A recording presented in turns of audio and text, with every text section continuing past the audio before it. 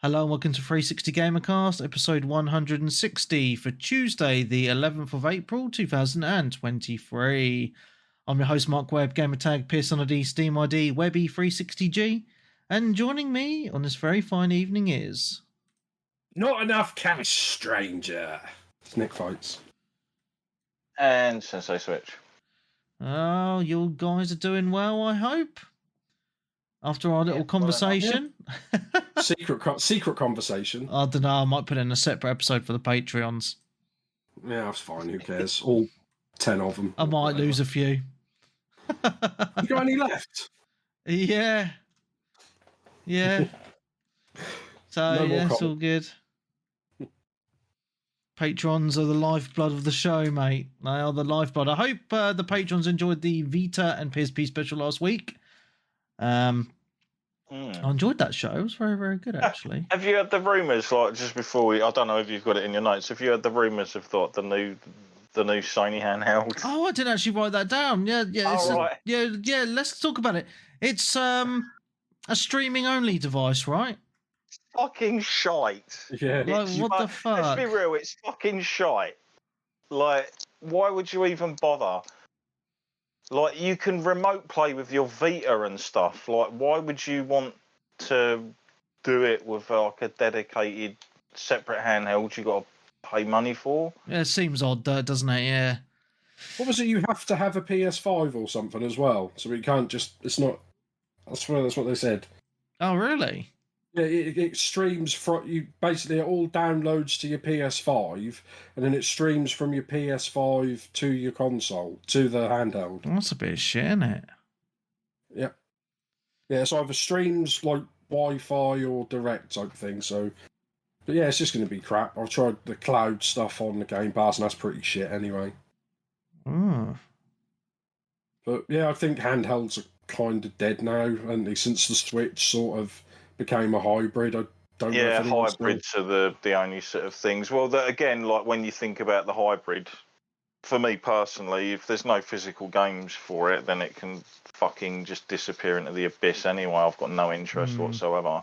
It'd be so easy for them to do it, but PlayStation won't because they're stupid and greedy, and everyone thinks they have to have some sort of thing to reinvent the wheel.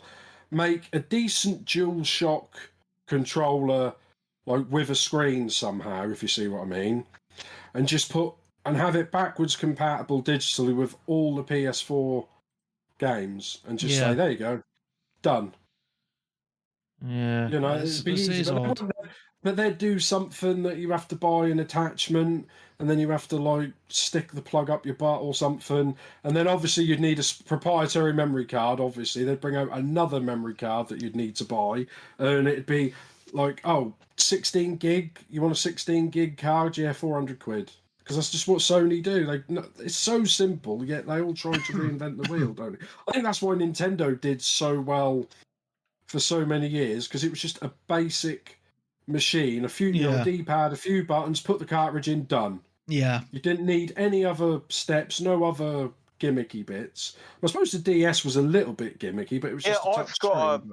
Yeah, I actually wonder if like it all came about in the fact that like the Game Boy Advance, DS, all massive successes, like huge. Obviously, the Wii failed, and someone up at their office was probably like, you know what, let's make a new handheld, but let's also make that our new console as well. Yeah, because people always take it out. I always get that switch. People keep saying that the Wii was a massive success. Was it hell? It's probably one of the console numbers wise, it was a massive success. Like, in console sales, but in where they actually make the money off games, it was a massive flop. I think it was like it wasn't even 2-1. Like everyone, like I would say 50-60% of Wii sold were just sold, and that's it. Yeah, just for the grandmas and all that. Yeah, that's what I'm saying. Whereas, like because what they call like the games per console, the attachment, whatever they call it. Attachment rate, Yeah. Whereas the Wii is like the worst console in history to have that. It's like less than 2.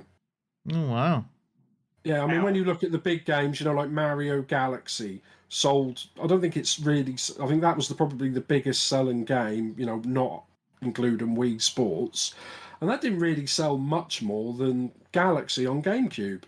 Oh. A lot of GameCube, like actual games like that. But that's what I'm saying with numbers and stats. People can make them look however they want, but I think that's where Nintendo sort of lost it for a long while, because I didn't play hardly any of the Wii, because like I said, it was all gimmicky crap. Yeah. Strangely enough, the only Nintendo console, two Nintendo consoles I've never owned is a DS and a Wii. I'm quite surprised. The Wii U didn't own a Wii. Well, what it was is I had the 360 and the PS3, and my friend had a Wii, and he brought it round. And obviously back then I was like 720p, baby. And obviously he stuck his Wii on through like an RF cable or SCART or whatever in the back of the telly, and I was like, this looks horrendous. Yeah, like, in my head. Yeah. Like, this looks awful. And like we had fun with like the party games, like Wii bowling and all that kind of stuff. But I was like, I wouldn't really play this on my own.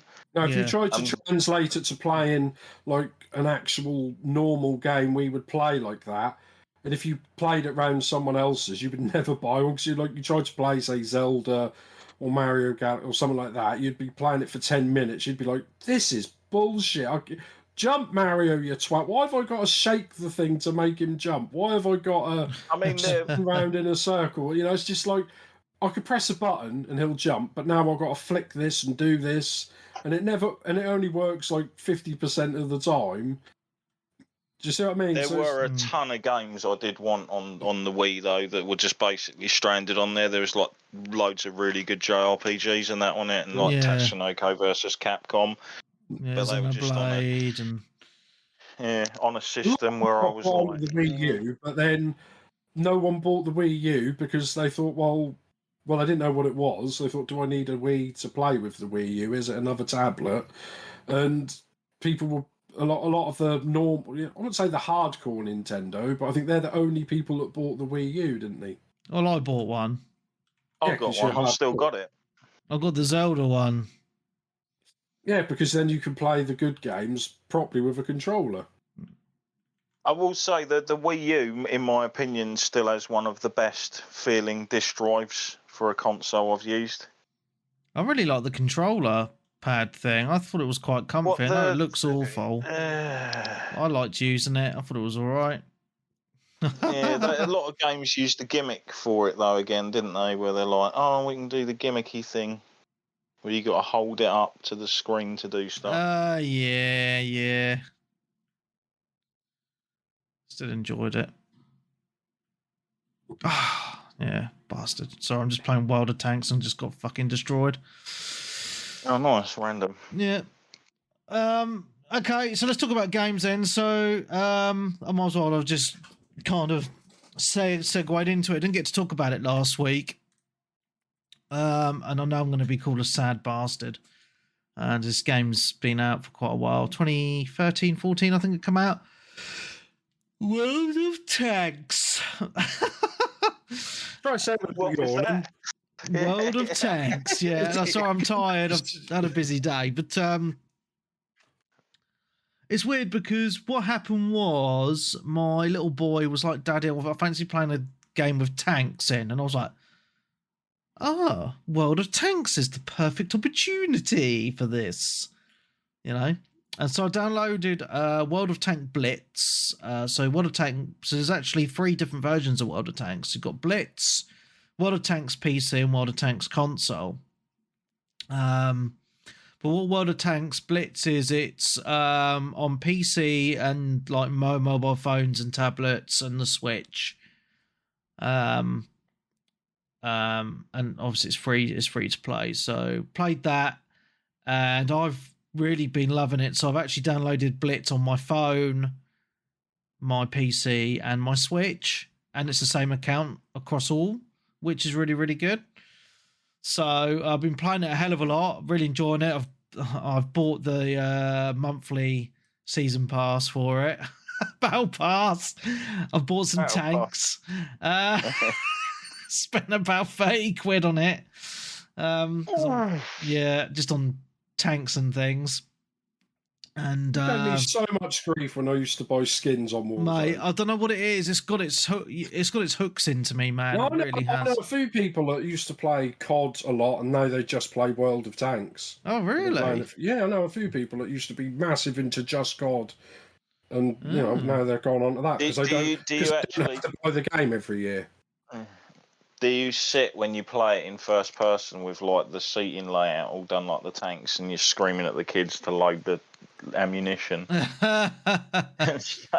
No, so the way that me and Marcus play it on the PC is he sits on my lap, and then I drive the tank, and then he uses the mouse to shoot.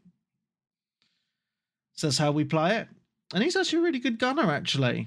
So that's how we've been playing it.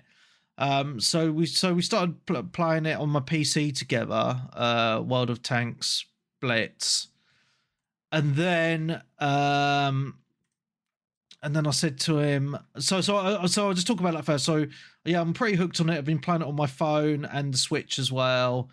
And actually, the controls on the phone are actually not too bad, because it's quite a simple game, right? You just move, and then you can zoom in and then shoot. So it's actually not too bad on the phone. Obviously, on the Switch, it's better because you can use your Joy-Cons, and then obviously on your PC using the mouse and keyboard, and everyone can play against each other. So that's quite good. So it's actually got quite a big player base. So yeah, so I've been playing that a hell of a lot. It's quite predatory on the things you buy. So obviously you can buy your monthly battle pass. Yeah, it's a bit Gary Glittery. Right, yeah, so you can buy your monthly battle pass, so you get all like extra gold and silver, and actually get extra days of the premium as well within that. Like, you can earn it as you go. And then you can, like, so basically there's like a tech tree for all the tanks, and this is the same on all the World of Tanks games, so I won't have to repeat myself. So basically you start off with the shitty tanks in the lower classes, and then you have battles with the other lower classes. And then you rank up those tanks by like better guns for them and engines and shit like that. And then you get to a point where you can use your skill points to buy the next tier of tank up. But it's split into countries, so like England, America, Russia, France, Germany, you know, all these different countries, right? And then it splits off into like light tank, medium tank, and heavy tank. There's hundreds of tanks in it, man. Fucking hundreds and hundreds. But it's got, there a world of tanks? Lols. But it's done in a way where you have your dailies, you have your weeklies, you have your monthlies, you've got Twitch stuff as well. Yeah, so it's quite addictive, because you because I think to myself, oh, I need to jump on and do me dailies. I'm turning into Darren having to do me dailies. Yeah, so I've been really enjoying that. That's probably one of my favorite version is Blitz, because it's very simplified compared to the other versions. You know, is it just quick? Yeah, they're very quick battles, like 6v6, and the maps are quite small, which is really, really cool. So you know, and it's really handy because because when I put the kids to bed, you know, I'll give them a cuddle and I'll just be on my phone. So like, I'll just have a few games of World of Tanks and stuff like that when I'm trying to get them to bed. You have like cross progression type thing between the stuff. Yeah, so on Blitz, it's the same account on all the systems. So Switch, phone, and PC, it's all the same account on Blitz because it's the same game and it's all cross-play. Like, it's just all amalgamated into one, which is why I've kind of really got into it, because I've had a few, you know, I've been sitting on the sofa playing it on my Switch a lot, and then I'll be playing it on my PC as well, you know, late on in the day, or, you know, I'll play it on my phone when the Switch isn't around. Yeah, so because I've got a lot of opportunities to play these different systems on the same game, and I get the same progress no matter what system I play. You know, it's good in that sense, right? So, Yeah, I'm really, really enjoying it. I mean, the graphics are okay. They're not the best because it's a mobile phone game, but they're serviceable for sure. And then, so from Blitz, we have also moved on to World of Tanks, just a normal World of Tanks, on PC mainly, but also a little bit on the console. Now, they are actually different games on the PC and console. It's actually got a different name on console. I can't remember off the top of my head because I haven't played it a loads. Marcus has played it more than me on the Xbox. But I'll talk about the PC version first. So the PC version is the one that's been around the longest. But the graphics are actually really good. I think it's actually had a graphical update since it came out all those years ago because it looks gorgeous. Absolutely. They want to keep it relevant. Yeah. It is gorgeous, but again, it's quite predatory because it's a free-to-play game. I've been scouring the Reddit and the forums and stuff like that just to try and get some tips, and a lot of people do complain that it is, a lot of it is kind of pay to win. And I can see that in some aspects because you can buy better ammo with real money, right? So if that is completely pay to win, and then you can also spend like uranium rounds or something. and then you can also buy premium tanks as well, which I can't see any way of earning them by playing. But they're like 30 quid for a tank. What, for one? Yeah. So I've not actually done any of that. Like, so on the normal World of Tanks, I've just bought the monthly premium, which is like your 30 days for your extra for your battle pass and shit like that.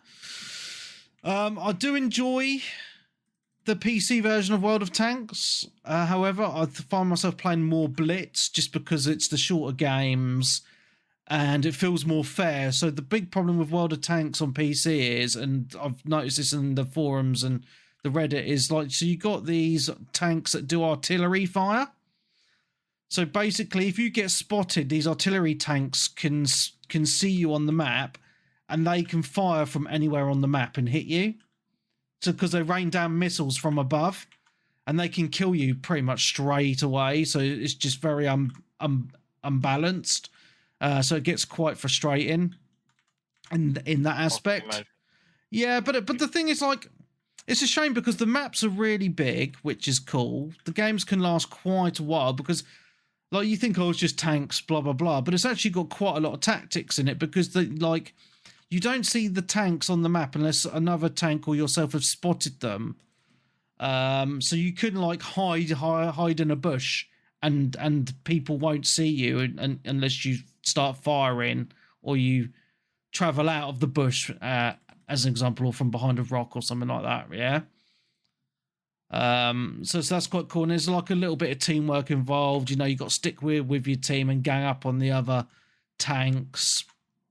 And it's not just destroying the other tanks. You can either destroy them or, take the objectives on the map instead.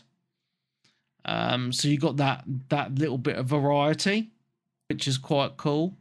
So I've not played the PC version. Well, I've played it quite a bit, but not as much as Blitz. But I am enjoying it just because it is the more tactical version and the most good-looking version. However,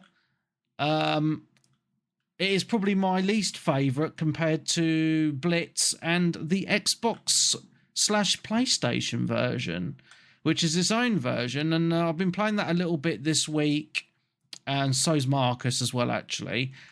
And graphically, it looks really good, which is awesome. But also, it just feels like more. It is more fast-paced than the PC version, and also the maps are a little bit smaller, and it's just more fast-paced, and the matches just crack on. And I haven't seen any of that annoying artillery fire in it either. So that makes it a lot better, and it just seems a little less predatory in the old microtransactions as well. Yeah, so I've been on a bit of a massive World of Tanks fest the last couple of weeks. Obviously, we didn't talk about it last week because we were doing the special. But do your kids know that there's 2 other games?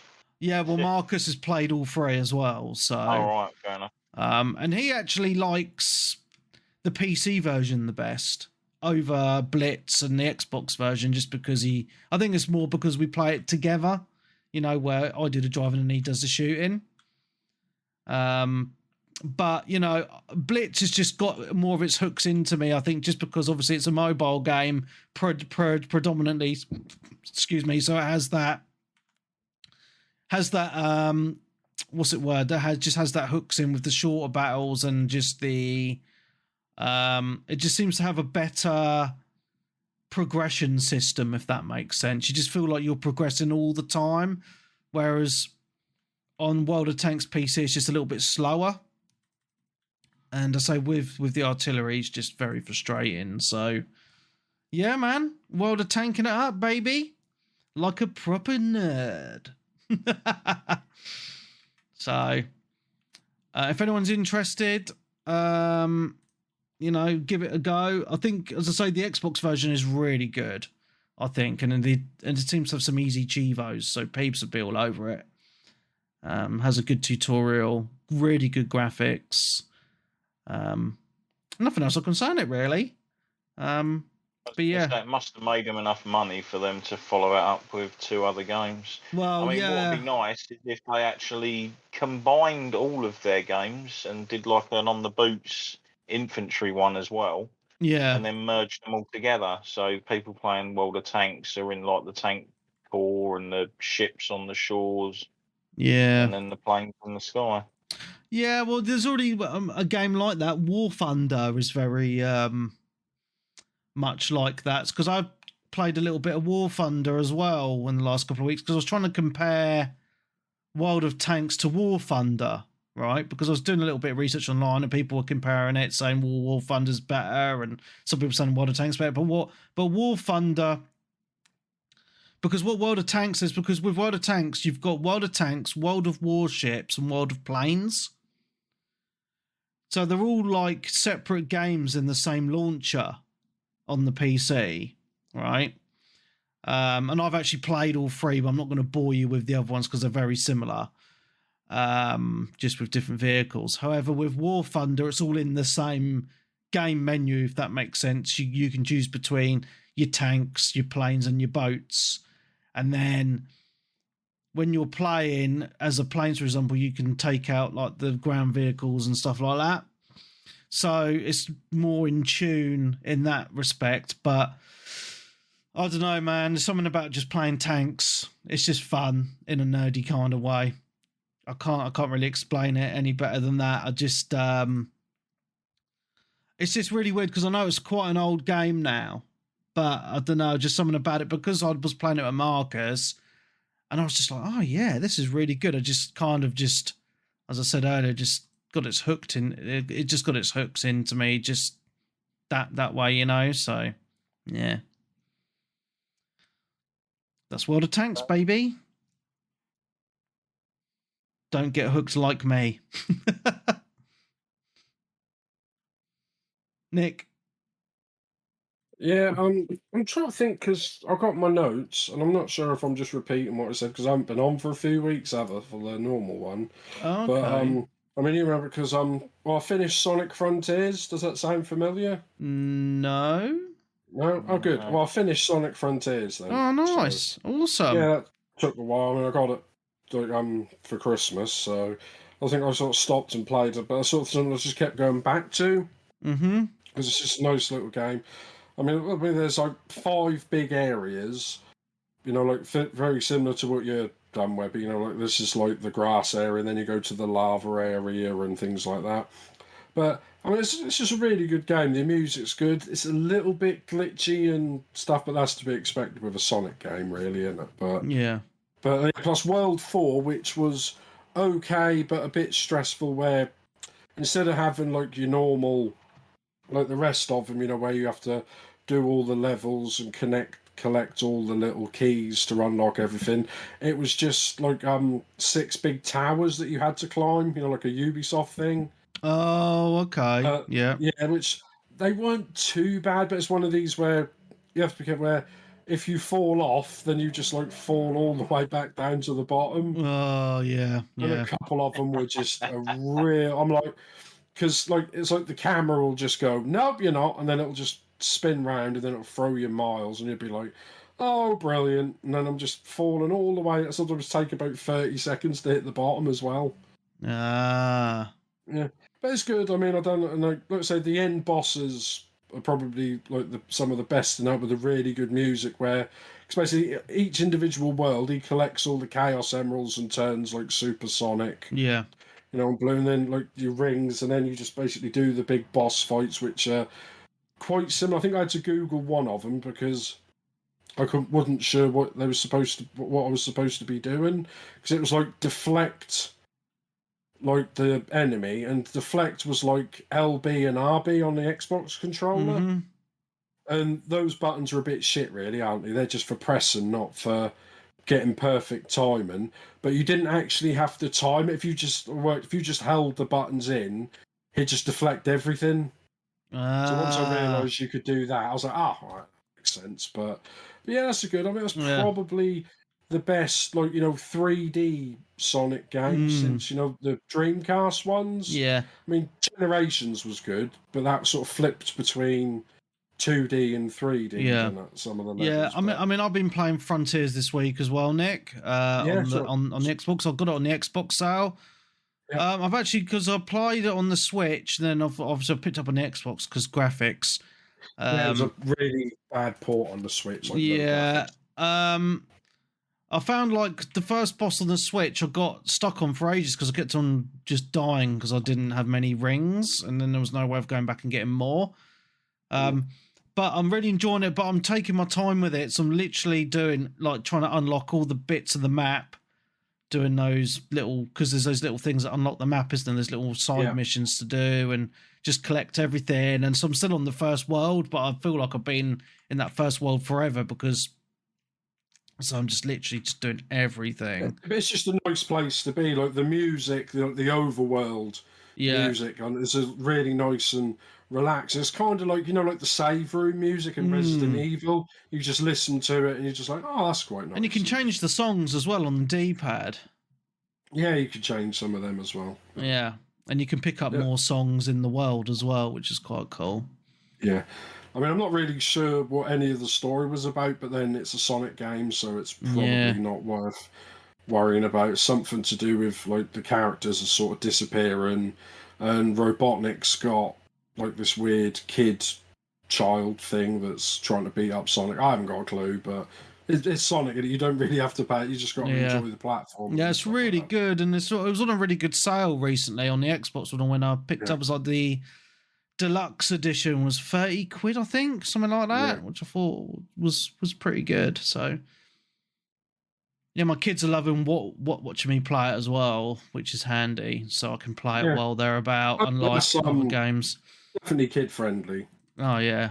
Even unless you get them to try and play it, then it's probably not kid friendly. I mean, I let Marcus run around and do random stuff, but that's about it. He doesn't really understand the other bits and pieces, like how to fight and stuff. So yeah, that's the thing. When you go to like the normal Sonic-y type levels, they're very similar to like a mobile game, like a Rush level, aren't they? Yeah, well, some of them are side-scrolling, and some of them are, like kind of 3D. Yeah, they're like a Rush, aren't they, where left and right, and you got to collect the red. I think a lot of the assets are the same. Like they collect the little red circles. I think they were in other games as well. Yeah, like Generations and stuff. So they use a lot of the same. Well, rings and stuff. So it's all exactly the same type of thing. But yeah, you don't have to do every bit. You have to do a certain amount of stuff. But like some of those levels, it's like, get an S rank and complete it in like 30 seconds, and it takes me 2 minutes to beat it. Yeah. You don't have to do all of those. You just, I think you can get away with probably doing around half of what there's available to move on to the next sort of level. Yeah. So I think I did about 70% of everything on the first level, and then the rest of them were just 30, 40, if that. Yeah. I do agree with you that I think it's I think it's the best Sonic game for a while. I just really enjoy the overworlds. I've experienced 2 of them, and just all the bosses dotted around and different enemies and the puzzles. You got to collect all the hearts for Amy. All of that sort of stuff. It's just really well done, I think. Well, each individual like little puzzles, like where you land on the thing, and you have to like get all the tiles to go off, like when they're all lit up. Yeah. You have to run on things like that, or then you have to like hop up and down like on the right colours with the timer. Have you done the skipping one as well? Yeah. You've done one of the skipping ones, which are some of them are quite difficult, but once you get the rhythm, they're fun. It's just like loads of mini games as well as the big stuff. But yeah, that's really good game. I think it's one of the best, like I say, one of the best Sonic games for ages. I hope they don't do what they normally do, Sega, with Sonic, and just like make a whole nother game with a whole different thing. Give us another Sonic Frontiers 2, but just refine it polish and just polish it up and make a really good version of this. Listen to everything that people have said about it. Like, the graphics are stunning, but the frame rate and sometimes the graphics do have a bit of a hissy fit. Yeah. But yeah, just more of that and just it. But we'll see, because Sega haven't got the best track record, have they? No. Yeah, it's great. So that's it's the game really good. finish. Yeah. So I think, hang on, it's got 1, 2, 3. It's actually 4 of my 5 games I've played, I've completed, so that's good. That's good, mate, yeah. So, on the Switch then. I might as well briefly talk about one of the games I've just started playing today, just to see what it was like. That was Sniper Elite 5. Oh, nice. It came out last year, didn't it, or the year before? Last year, I think. Yes, I played it co-op with Peebs. Actually, the first Sniper Elite I've played with the open world kind of structure to it. Okay, yeah. Yeah, it's good, the open world, isn't it? It does drag the levels out a fair bit, because I'm still on the first level. I'm about halfway through it, and I've been playing it for about 3.5 hours. It's just like, all right. I really like the fact that you have to kind of like mask your shots and things like that. Yeah. To obviously stop the enemies hearing and go into your position, etc. And the way enemies like move around the map. Because obviously, if anyone's played the first bit, you'll get to like a crossroads quite early on. And then like an officer pulls up in a vehicle at a checkpoint, and you can like pop off a drum and take everyone out. And I walked down to the actual crossroads bit, and I was like, oh, this is pretty good. And I was like searching all the bodies, and then 2 other cars come out, and people jumped out and went, and I was like, all right, like that is it, game. Yeah. Fair enough. So I had to keep an eye out for constant movement of enemy positions going around the map. Yeah. Etc. It is kind of weird when you get a silenced gun, though, and it's not actually silenced. Oh, yeah. Which people doesn't still make hear sense, it. because Yeah. it's like shot heard, and I'm like, it's fucking silenced. Mm-hmm. That's the point of it being silenced. Yeah. Like, yeah, I get that. Yeah, if someone was within like say 20 foot of me, they might hear it. But no, I'm halfway across the field, mate. Lols. Hey ho. Are you just been playing it single player? They not been no co-op with anyone? Yeah, single player. Yeah. Single player. It's kind of, I can imagine it being quite sort of what's the word? Not involving. It's a lot of fun. Where you get pulled into it, like, and immersed. That's it. Yeah. Like, immersed into it while you're playing. Because I didn't even notice the time was going while I was playing it. While I'm sitting there camping, like in a little bush, and being like waiting for the little thing, like the gun's going to start firing again, so I can take another shot and get rid of this son of a bitch on the perimeter. And yeah. I know there's someone else coming, but the sound isn't masking yet, so I can't take the shot. It's just watching all and thinking this person, obviously a sprite in the game, but they don't know I've been literally like on their head with a crosshair for the past 3 or 4 minutes. Following them about. But yeah, I'm really enjoying it. It was a free game on Game Pass, wasn't it, when it launched. Yeah, that's right. Yeah. I don't know whether it still is. It probably will be. They usually get a year or so, don't they? Yeah. Yeah, no, it's a really good co-op game. Me and Peebs loved playing it. I think it makes it a little bit easier on co-op as well because you can heal each other if you get taken down. One thing took me right out of the game, though, at the start. What was that? The first character you meet, I don't think that's historically accurate, but I guess they wanted to tick a checkbox. That's all I'll say. Yeah, I know what you're going to... Yeah. Yeah. I was just like, all right, that's my contact, is it? Fair enough. Like, I haven't played the previous games before it, but because they apparently know each other, so it's probably a character from a previous game or something. I don't know, but yeah, it sort of took me out a little bit. Yeah. I was like, oh. Yeah. Okay. Yeah, it's a good game, man. I like because the maps are huge, very, very detailed. I think there's a lot going on in them, and there's a lot of missions as well. It kind of felt like Metal Gear Solid a little bit, but with sniper rifles to me.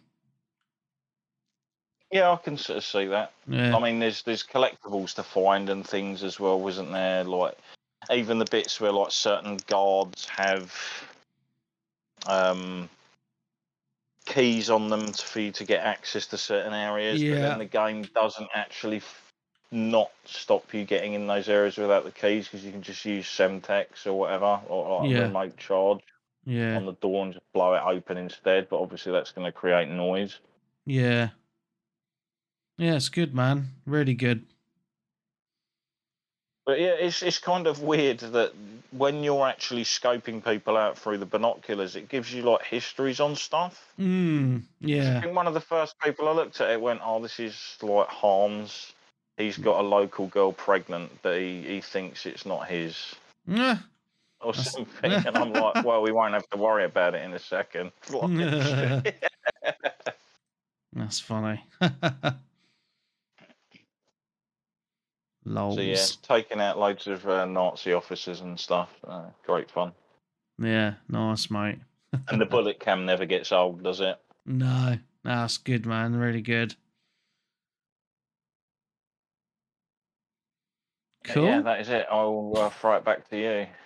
All right, mate. Okay. Well, I've played quite a lot of games, but obviously because it's been holidays with Easter, been quite a lot of family time going on. So I've been trying to incorporate some gaming with the kids. So obviously the Nintendo Switch is perfect for that. So we've been playing quite a bit of Switch Sports today on the Switch, obviously.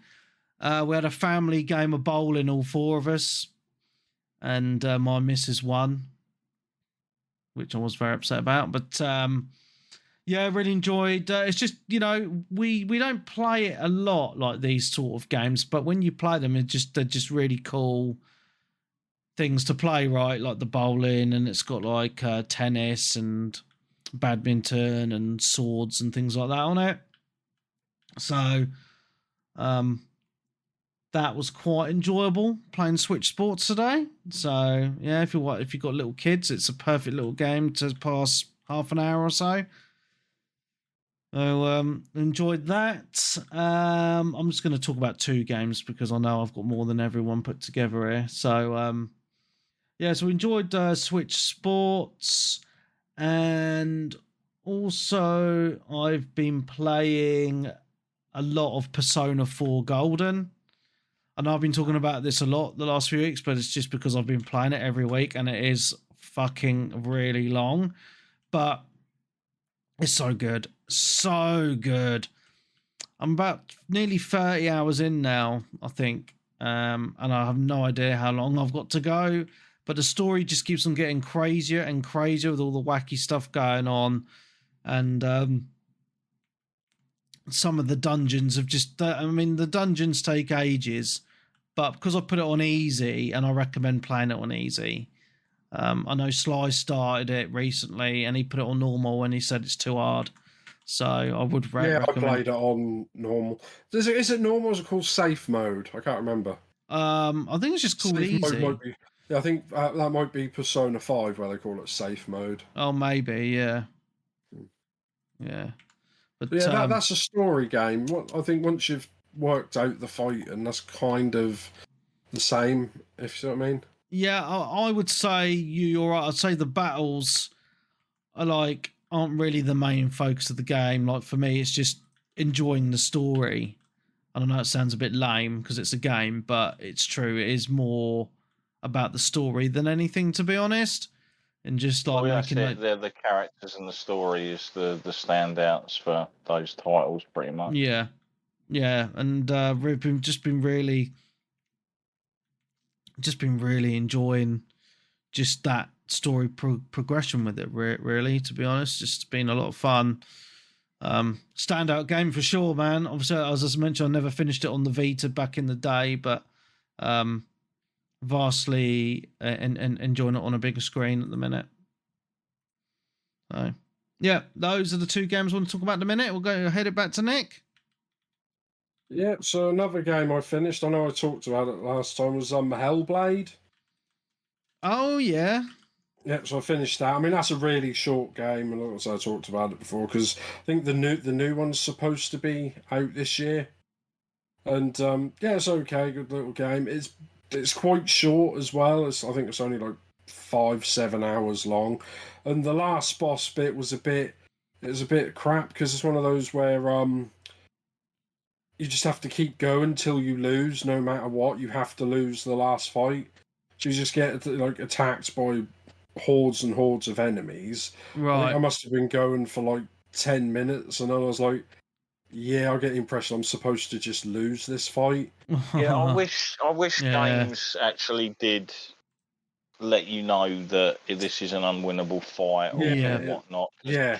You'll get that in a lot of games, and you just feel like, don't waste my time. Just show me a cutscene rather than having me getting stressed. I think they just didn't have any idea for a final boss, so they just thought that would be cool, wasn't it?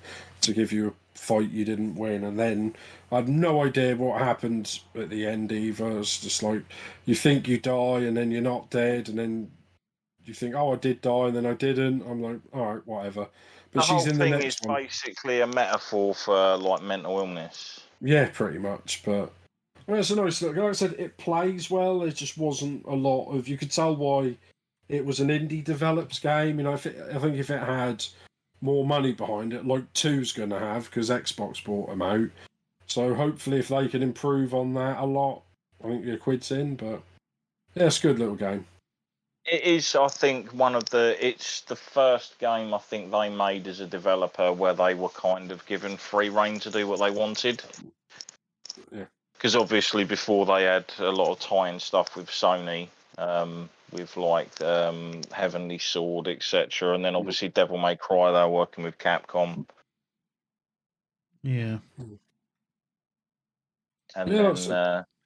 Microsoft were like, "Oh, we quite like what you've been up to. We'll have you and see how you do well for us." Yeah, I mean, they've had in 10 years later.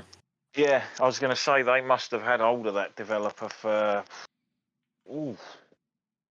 6 years now or something. No, it's probably even longer than that. Oh wow! It was just literally after Hellblade came out. Yeah, well, I think this came out in 2017. So it's been 6 years since I think it might have been just after, 5-6 years, something like that. So I think it was one of the first games out on Game Pass when they announced that, didn't they? I want to say when was Game Pass? Possibly, yeah. When was Game Pass? Like 2019, 2018, 2019, something like that. So yeah, it was one of the first ones. It was definitely out for Forza Horizon 4 because that's when I did my trial. Oh, okay. Nice. Yeah, so not a bad game. It's on Game Pass. Give it a go. Sweet, bro. Switch. Oh, back to me, I guess. I'll talk about Resident Evil 4 briefly. I still haven't finished it. I'm kind of taking my time with it. I can't really recall where I was when I first spoke about it. Was it when we just first started playing it, wasn't it? Yeah, it was. Yeah, because we remember we didn't talk about it last week, did we? So yeah. Yeah. So this is still absolutely fantastic. I know I said it was Game of the Year when I think I was speaking about it before. It was me, you, and Sly, wasn't it? I think on that episode. Yeah, it's still a fantastic game, but 2 of the earlier bosses were done better in the original than they were in this. The thingy, the giant tadpole, as I fucking call it, looks shite compared to the original one that you fight in the lake. I just felt no threat or panic or anything with that whatsoever. And the fight with the Elder in the burning barn was absolutely fucking awful. Absolutely fucking awful. I almost threw the controller. I thought it was really hard. Multiple times. It was shit because you can't dodge properly. There's no dodge roll in the game. Yeah. And it sucks for that at times because it expects you to be able to, and because that fight is you're constantly surrounded by fire. If you move too far one way, you get burned in the fire. And if you don't move, you get shit thrown at you that you can hardly dodge. I was just like, brilliant. Yeah, I hate that fight. I absolutely hate that fight in the remake, to be honest. But everything from there on to sort of where I am now has been like pretty good. I am now at the fight with the right hand. I believe that's where it is anyway, if people know what that is. Well, I actually finished it a couple of days ago. So fair enough. And I'm halfway through New Game Plus. Nice. So I had a bit of a weird experience with it because obviously I never finished the original. Never started the original, Webby. I didn't really start it, did I? I didn't get out of the village. Yeah. Anyway,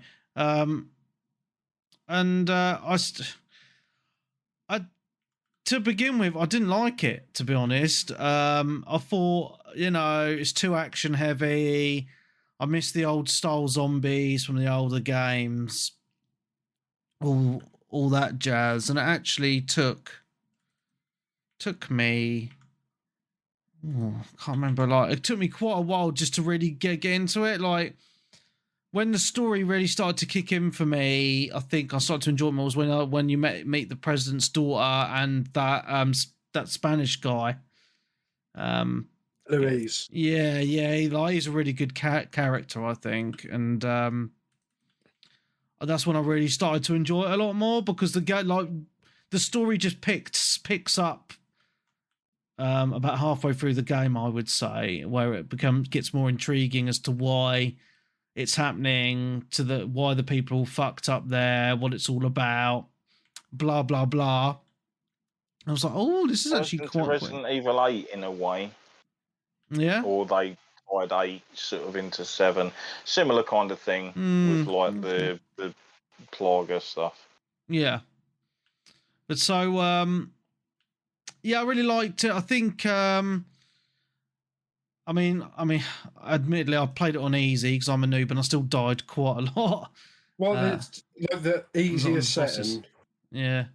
Yeah, I did that. I mean, I think everyone should start on normal because even that was stupidly easy. No, I still died on some of the bosses a few times.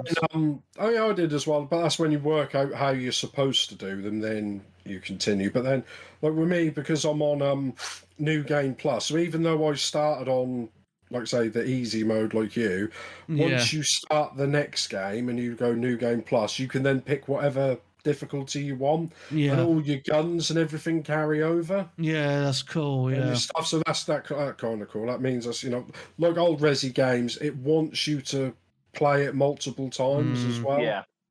What I really liked about it, when you look at the map, you can see how everything's joined together, a bit like in Dark Souls. Yeah. That was pretty cool. And I also like how the game progresses, if that makes sense. Like it's got good progression with, I think, with the money and the guns and the upgrades. I just got a really good vibe for it, and just the differences in the locations as well.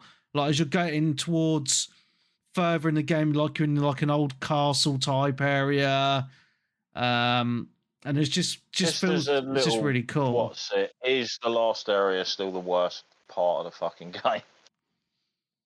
Like, as in just like generic, boring. There's a lot of enemies.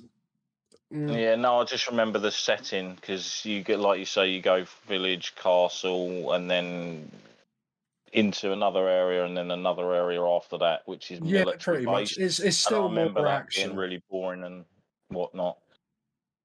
Yeah, to be honest, this is, like I said, it's a good remake, but it just seems like it copied 4. It made a few bits a little bit bigger, a few places a little bit smaller. Like I said, I think they made a bit more. Like Louise actually has stuff to do in this game, whereas I can't even remember what happened to him in the original. Like I said, I was like, oh, you met him there, but I can't remember. I couldn't remember what happened to him and things like that. I think they expanded the minecart area a little bit as well. All right. Oh, okay. But like I said, yeah, they've added. Like I said, it is kind of a 1-for-1 remake. The only thing that's upset a few people is the Ada Wong DLC that was pretty much in all the HD remakes for years. That's not in the game at all, where you play as Ada. This is the other thing that I was actually shocked at, because obviously when I stuck it on early this week, it was like, oh, Resident needs an update, and it's like, what's this? Mercenaries. And it's like, oh, it's Mercenaries, and I'm like, I thought it was already in the fucking game. And then someone's like, no, you've got to download it, it's an extra. I was like, why isn't it in the game? And then someone was like, oh, someone said Agent Ada isn't in the game either, and I was like, yeah. I saw some stuff about the voice actor for Ada. Yeah. On had to turn off her Instagram because she was getting loads of hate. Yeah, Twitter and Instagram, because her voice acting's the voice acting for Ada is pretty, like, it sounds like she's tired and can't be bothered. Yeah. Yeah, which is kind of like Ada. She's always been a bit dry and a bit monotone, but this one. But I also thought, because I don't know why, maybe she just didn't want to do it, or they didn't ask. They didn't get the same voice actress back from 2 remake who played Ada, right? For reasons I don't know, but I mean, it wasn't offensively bad. No, not enough. It was fine. At the end of the day, like, if you're going to blame anyone, blame Capcom, because she delivered the lines the way they told her to. Yeah, I mean, they could have gone over and over. They would have said, yeah. Yeah, they should have said, no, we want you to be a bit more expressive. Yeah, which is hard because Ada's never really been expressive. Very, Well, she's always supposed to keep an air of mystery about her, but I wouldn't say, like, deadpan would be one of the things that I would associate. Yeah, maybe life support pan. Yeah, a little bit. But yeah, they seem to be trying to treat all their games as fucking live services again. This is like reminded me of Monster Hunter, when they turned Monster Hunter into some shitty live service instead of just giving you everything off the bat. But yeah, but it does launch from in the game, though. Content all the time. It does launch from in Resi 4, though. You don't have to. I know that. Yeah, but I just assumed it was unlocked after you finished the main game. But no, it was. I think it's a way of, because it came out 2 weeks after. I think it was a way to keep the game for a few weeks, because I know a lot of people, especially single player games. You know, the best way to get people to play and keep games, make a good fucking game. Well, we used to play games back in the day. We used to play multiplayer games for hours and hours, not to unlock anything, but because it was fun. Yeah, that's true. But I'm just saying, to dangle a lot of people do. A lot of people do single player games and then flog them and trade them in and stuff like that. I don't know. I'm just thinking, because I think they originally said they weren't going to put Mercenaries in, and then they did. Right. But I don't know if it's any good. I haven't played the Mercenaries yet, because I've never been really big on the single player, the multiplayer stuff like that. So I was just going through it. But I'm trying to think what else they changed. I mean, they made her look a little bit older than the original, because even though she's supposed to be 20, she looked and acted like 14. And that was always a bit, and they removed a bit like where Louise was sort of flirting with her. Oh, right. And they removed that from the original because, well, even though she is 20, that shouldn't have made much of a difference. But she flirts with Leon, so we're not allowed the man to flirt with the woman, but the woman's allowed to flirt with Leon. So fair enough, it's whatever. a new brave world. Yep, it is what it is. And as we know, I love a miniskirt controversy. They've took Ashley's, miniskirt away, and they've given her what they call skort. So that's like between a miniskirt and shorts. Right. Spats, basically. Like yeah, spats. whatever it is. Which, not that I care about, but because it was in the original, you could actually look up her skirt and she would go, "Oh, Leon, you pervert," and they would give you an achievement for it as well. Oh, really? Oh, that's funny. So it was, but that was all the way in the GameCube version because they thought it would be funny to do that type of thing, which is, that's like the Japanese kind of humor, isn't it? Yeah. We look up her skirt, and there's a few places like that, but they've completely took that out. And there's, like I said, I've had a conversation with people. Some said, "Oh, they've added loads to it." I was like, I didn't notice, but I haven't played 4 nowhere near as much as I've played, 1 and 2 and 3. Right. So it's definitely better than 3 remake. They haven't gutted. 3 remake, there wasn't even half of the content that was in the original PS1 game, and there wasn't much in there to cut anyway. They cut complete sections out completely. Another one, I don't know if I want to spoil it for it, but, well, that's something that's not in the game, so people don't. Switch, remember, because Resi 4 came out a few years after the movie, didn't it? With Mila Jovovich. And the original movie. Yeah, the good one. Well, I say good. Good one. But the best of the shit ones. Yeah, the best of. They're all shit, but that was less shit than that shit. It was shit rolled in glitter, but yeah, and they put this into Resi 5 as like an Easter egg to that, which was the laser room. Do you remember that? Where the room where the guy goes in and the does ring a bell, I remember that in the movie. Yeah, he gets cut up into little pieces. Yeah, is that missing? They put that in Resi 4 in the original, but they took it anyway. They took it out, but you could tell they just put that in there as like a nod to the movie, and I don't know why they'd want a nod to like a 22-year-old kind of crappy movie. Nostalgia-wise, it's kind of fun, but yeah, it's a few bits they took out. But I'm enjoying it. Like, I'll tell you what's weird. It's like I played Resi 7, and I was like, oh, that was okay, I suppose, even though I wanted to hate it and played it like 6 months later and bought a second-hand copy because I thought, which they did, I don't care what anyone say, they just jumped on the PT hype and just pretty much copied that type of game, like what all the other PC games were doing, like Outlast, first person, easy jump scares, because it is what it is. Yeah. Kind of the same with 8. I finished 8 and thought, oh, that was okay. I appreciated it as a game, and I just finished it. Yeah. Whereas this one, I've finished it, and I've gone straight into New Game Plus, and I'm halfway through it. New Game Plus 8 straight away. Yeah, that's what I'm saying. But for me, as a Resi fan who's played them all multiple times, and speed run them and things like that. Whereas 7 and 8, I was like, it's okay. And whereas this one, straight away, just started New Game Plus. So I'm saying, whereas the other 2 I didn't. So, I definitely will do, especially because the game keeps doing like random cheap shit occasionally. Where the stuff, I obviously have I can't remember the fucking bells and whistles edition with like the fucking extra outfits and all that. Yeah, the Durex edition that has the like the extra treasures and stuff. So I was like, oh, all my treasures are marked on my map already. I don't need his treasure map then. I'll just like remember the ones that are there in the places, and then literally I bought his treasure map right near the end of like before you leave like the main village, and it was like, oh, there's loads of other treasures on your map that you now can no longer go back and get. And I'm like, son of a bitch. So obviously when I got into the castle, I ran in and fucking got the map straight away, and I was going around getting all of the treasure things, and then I was like, right, I can't open these ones because I need a special key. And then I went through a certain section of the game, come out, saved it a couple of times later, and I was like, don't tell me that was the fucking key she had at the fricking time, and I can no longer get back to those areas to get those treasures because I had to do them at the point when I was using that person.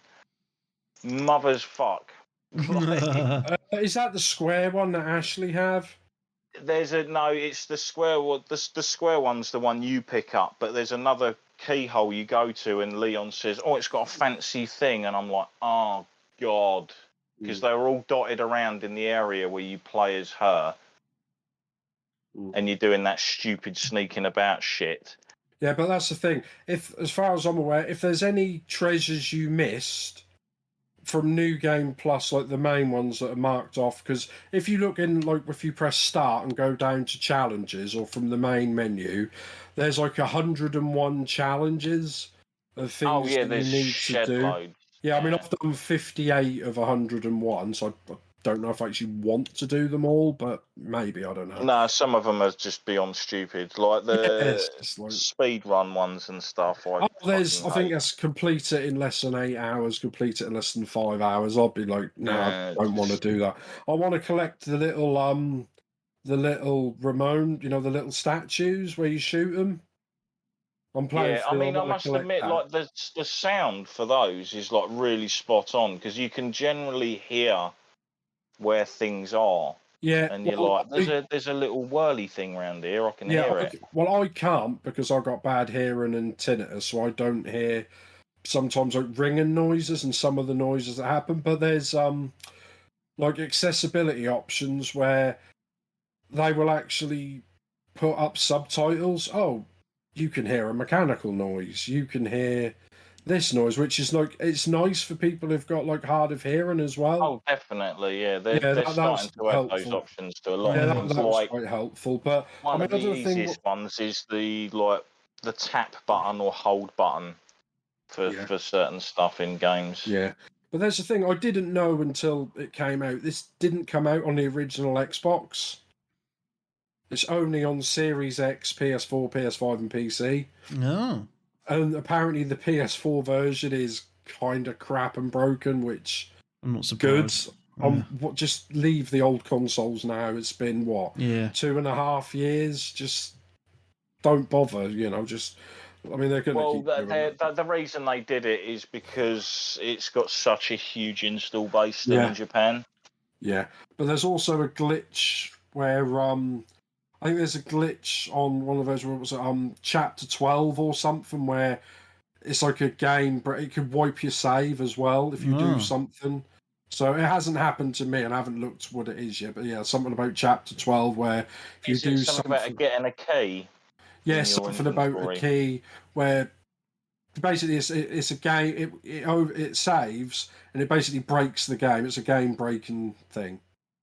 So you'd have to. I think you could restart the whole chapter to get away from it, but But never mind. I mean, games have bugs nowadays, don't they? That's just is what it is. Because I say, I mean, I'm playing on Series X, and I played through the whole first playthrough in performance mode, like 60 frames, and it was fine. There's a few, like texture pop-ins and things like that. Sometimes, like even during cutscenes, where you're like, oh, there we go. The rocks behind them are now rocks and not just like shiny polygons. But there was one texture pop-in that I remember sort of thinking like, oh, that texture didn't look too hot.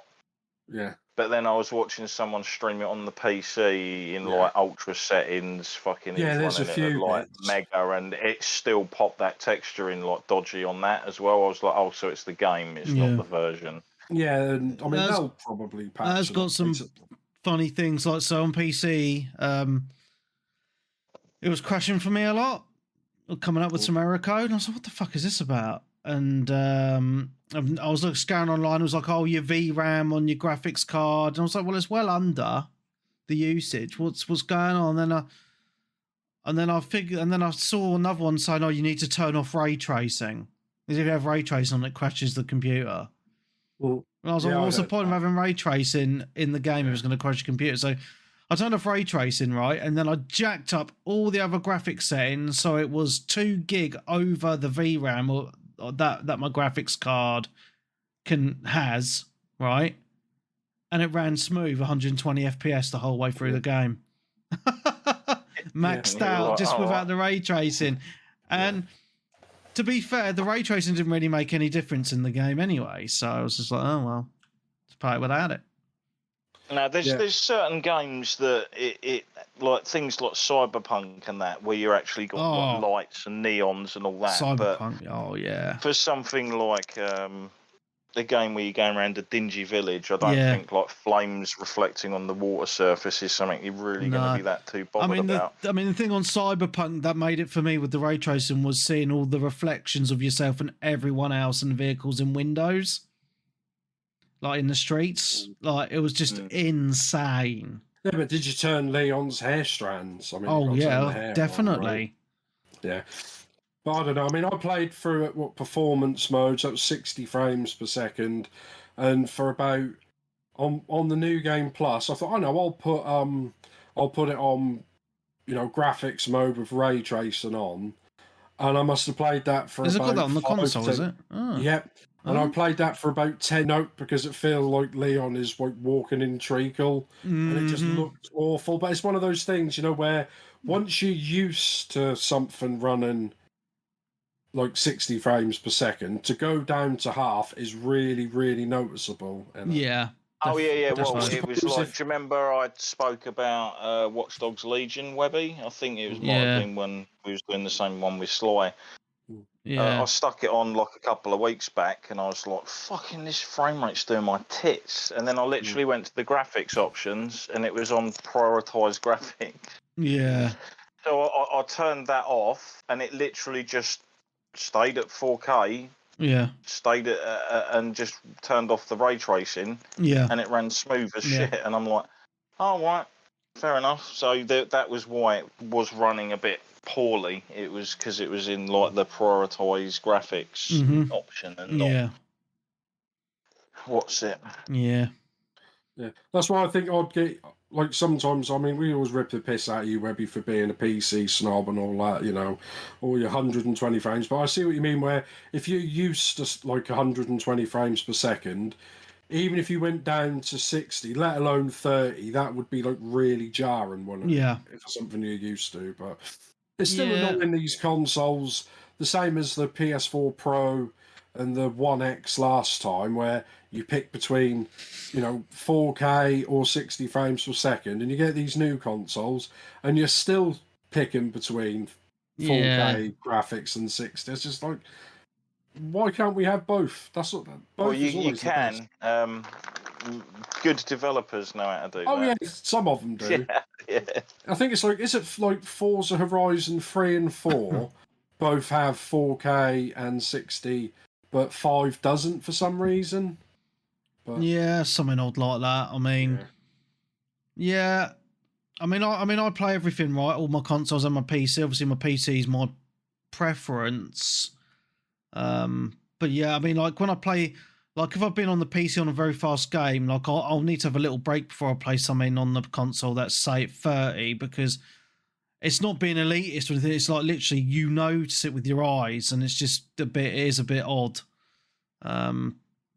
Yeah, but if you have like an hour or two away, then it's not too bad, to be honest. Yeah, but I don't know about you. I mean, I still think, Resident Evil so far, the original remake is still my favourite, as a remake. Not to say it's a better game than the others, just like how well they remade it, where being true to the original, adding stuff to it, improving the gameplay and the visuals. I still think kept one all remake... the camera angles and... Yeah, well, I know it did that, and like I said, I think that there are rumours that they're going to do that like this, third person, which... What's that?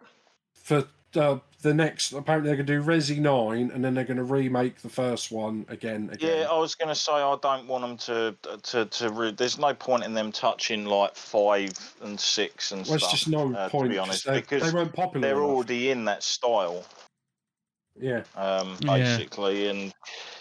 Yeah, like I know a lot of one's people my say favourite. Code Veronica, but Code Veronica isn't it's not one of my favourite Resis by any stretch. Well, I think because it didn't sell well, because they put it on a Dreamcast that was dying a death, and then I think they put it on PS2, which was okay, but they put it on PS2 when they announced that the newer ones were coming on GameCube. Right. So it kind of, no one, people had, I could buy a Sega and play the new Resident Evil, and they were like, that went bust, and then that went over to Nintendo. So it went from PlayStation over to Dreamcast, then over to GameCube. So I say Code Veronica, I don't think it sold very well at all. I mean, it probably sold well for Dreamcast numbers, but compared to the originals, I think I think they sold between 4 and 5 million type, on PS1. Whereas I think on Dreamcast, Code Veronica might have sold 1.2 million or something. Yeah. Which is obviously a lot lower than 5 or 6 million that 2 sold. But when you think how many PS1s were available by 1998 and that, and how many Dreamcasts there were. I mean, what was there? Was there over 100 PS1s sold? 100 million PS1s? I think there's probably... Redoing Resi 1 would actually be kind of interesting, because they would need to probably do a lot more content for it, because it's a reasonably short game. If they add on the remake and they could do it better, I mean, I wouldn't mind. I don't remember it being that short. I think it's because I was stuck on the puzzles for so long back in the day. It in 3 hours, easy.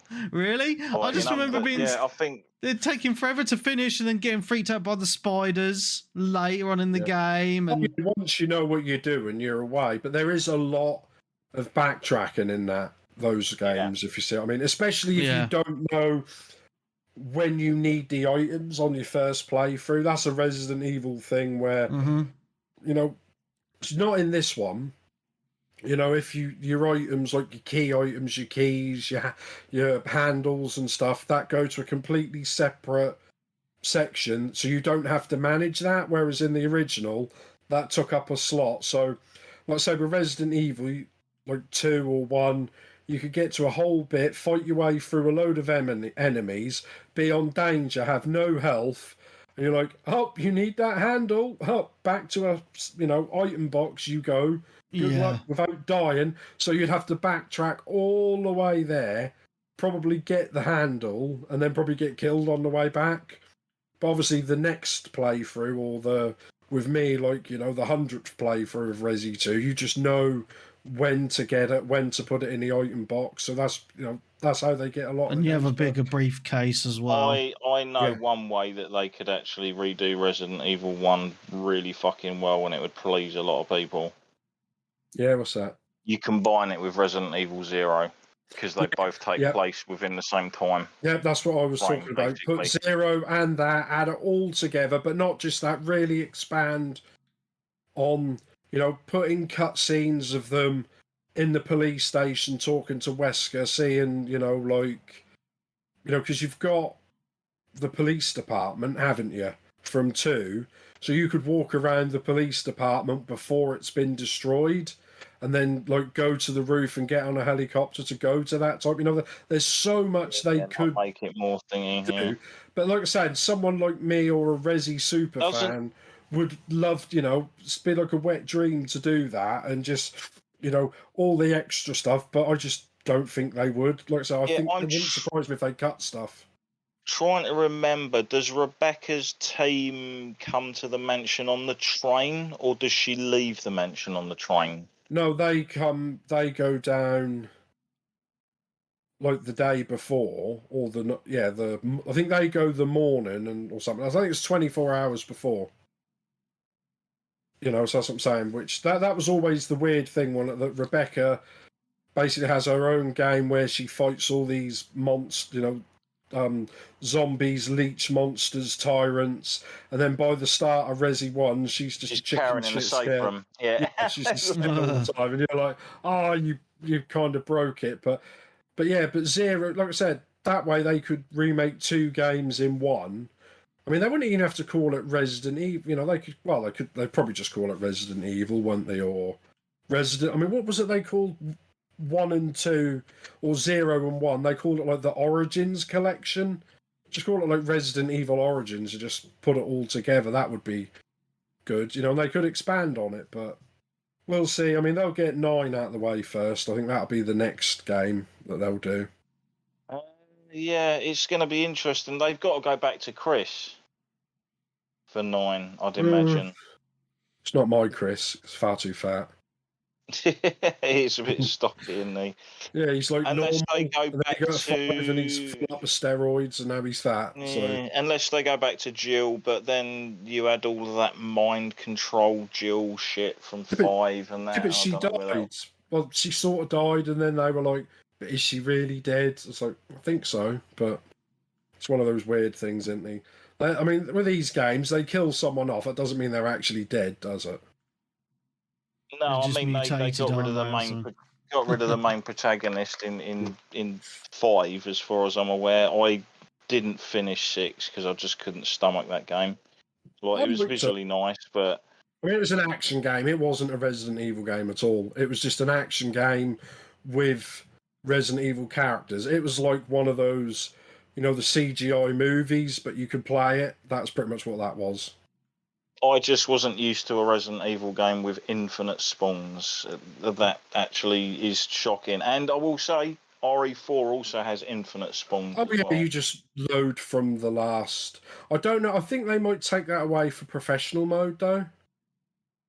I'm not too sure. There was definitely one fight I was in, and I'm like, are these fuckers just going to keep infinitely spawning? And then they were just dropping in through the roof, and I'm like, yeah, they're just going to fucking... Sorry, I thought you meant infinite continues type thing, where if you die... No. I was on about, like, enemies just continuously coming until you trigger an event. Was that at the start or past the first sort of merchant area where, you know, you're up on the... thing where all the wind is going and they just seem to keep spawning until you open the door and run away? No, this is when you're fighting the 2 guys chained up at the same time. And you've got the fucking idiots flapping about, making you make noise to obviously set them off and pull you to your position. And no matter what you do, they just keep coming. If you keep killing them, they just keep turning up. Yeah, I don't know if that's a glitch, but yeah, I've had that a few times in the playthrough where I think they just keep spawning, you know, like infinite spawn. But maybe that is just how it is, or you have to get to a certain point to stop it. But usually around the point. I will say this: every single Resident Evil game does everything the same old way. Where I was just literally like, "Yep, so Resident Evil." Where you're like, "I'm doing really fucking well for ammo. Look at this, fucking stacked." One fight later, oh shit, nothing left. A bit brassic on the fucking ammo. I did the thing what I always do in the Resident Evils, like 7 and 8 and 2, where, because I'm used to the older ones where they really killed you if you used ammo, whereas I got to the end boss in this and I was so stacked up. I was like, I've like never used any submachine gun ammo or rifle ammo. I had like 30 Magnum bullets. I was absolutely packing, and then I think I used like 10 shots with a Magnum and killed the final boss. I was like, oh, yeah, that's Resident Evil. That's what I do. But I know, definitely a good game.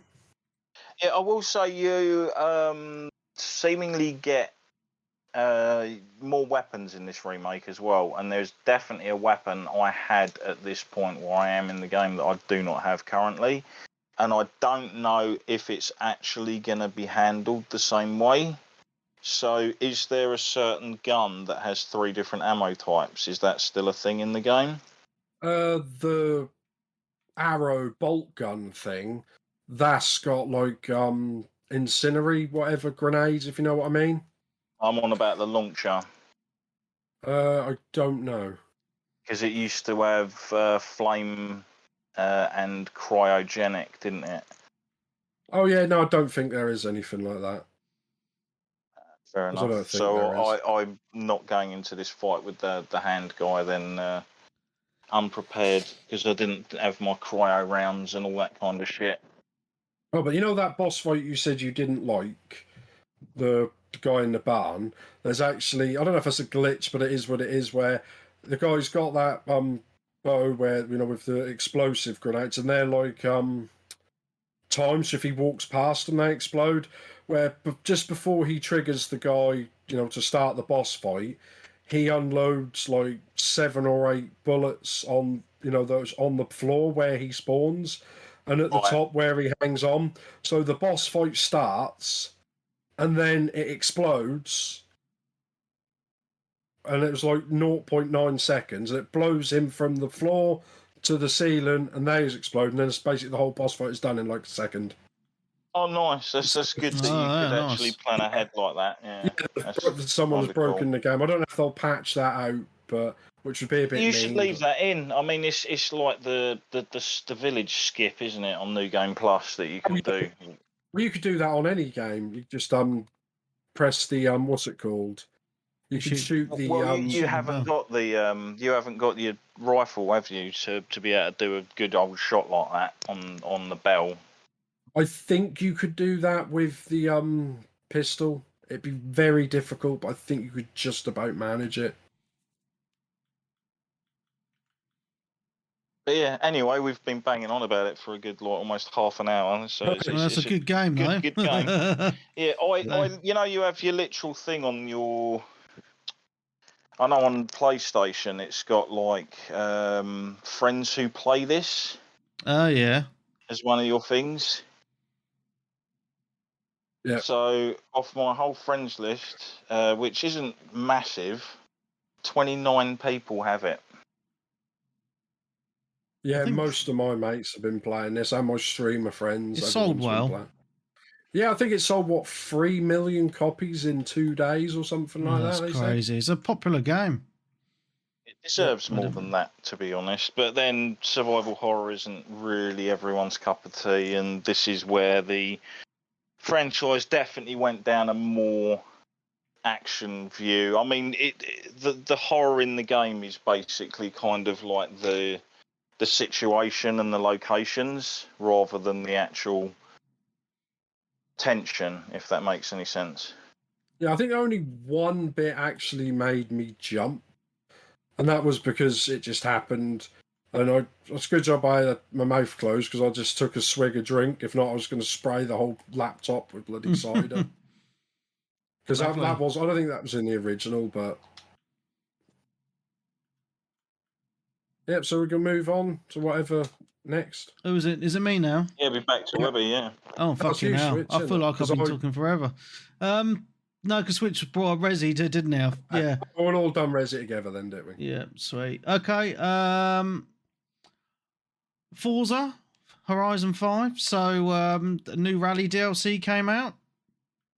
Now, I just want to get a moan out of the way. I've had to install this on my Xbox Series X, and I had to delete some games to fit it on there. And I don't play my Series X a lot. I mostly play my PC. So I'm a little bit annoyed that 1 terabyte isn't cutting it for me anymore. For someone who's not a massively heavy user of the system. So that's very frustrating. But also I can't install it on my PC because it refuses to launch. And I know this is a very common issue on the PC for Forza Horizon 5. Yeah, a couple of my mates have tried to install it and play it, and they can install it, but it won't launch as well. So there's an issue somewhere. And it's just weird because I've been able to launch it before, but now it's just refusing. Like, it just doesn't do anything. So I've had to install it on my Xbox. At least I've got the option of playing it on my Xbox, unlike some of my mates who just can't play it.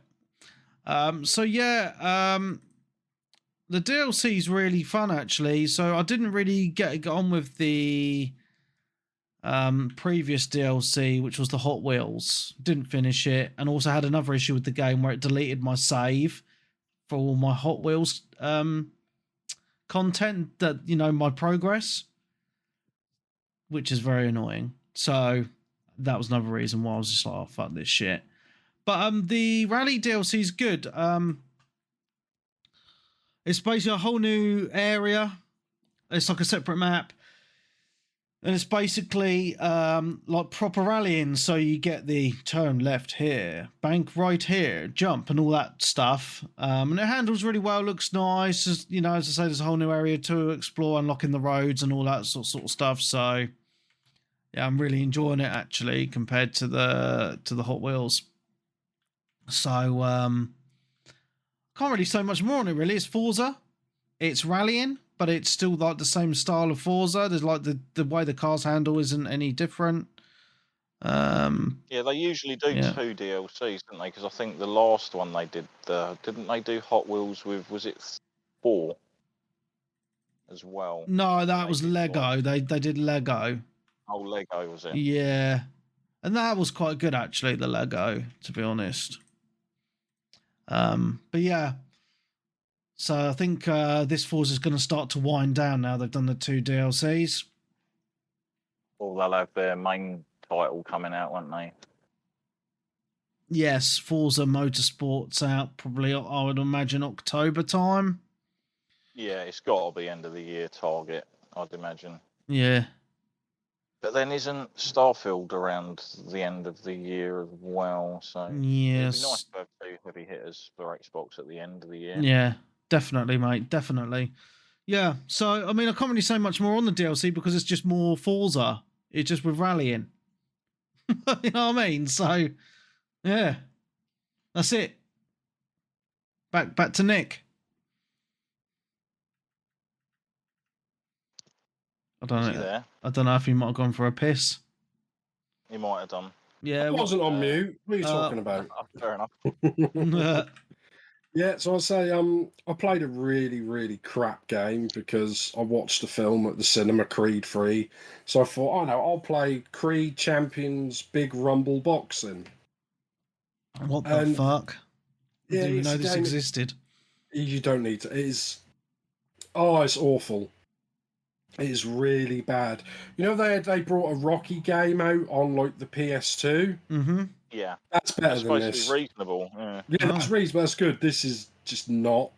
It's just really rust. It was like a budget title. I think it was like 30 quid when it came out, and I think I paid like 12 quid for it, like with like the whatever edition.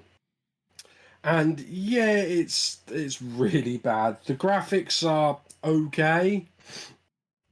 You know, when you play as Rocky, at least they play the Rocky music. Yeah. Which is kind of nice. And when you play as Creed, that play not Rocky music, which is crap. And yeah, it's just got like arcade mode versus mode. It's just so basic. And when you go through arcade mode, it does a thing where you'll do your like your warm-ups, and it'll do like little things where you're running on the treadmill, you're punching the meat, or in the ring doing a thing, but it jumps between them for some reason really quickly.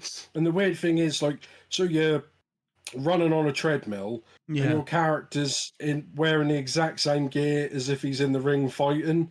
So he's running in his shorts and his boxing gloves. So he's running on the treadmill like that. Oh right. So there's no even like training clothes and stuff like that. Oh, that's hilarious. And you just go through, and it's told sort of like a comic book where the character who's talking to you, I think it's like old Rocky, and which is weird when old Rocky is talking about young Rocky. That's kind of weird. Yeah, and I think I played through as Rocky first, and then Creed, and then I uninstalled it, and I thought, yeah, that was awful.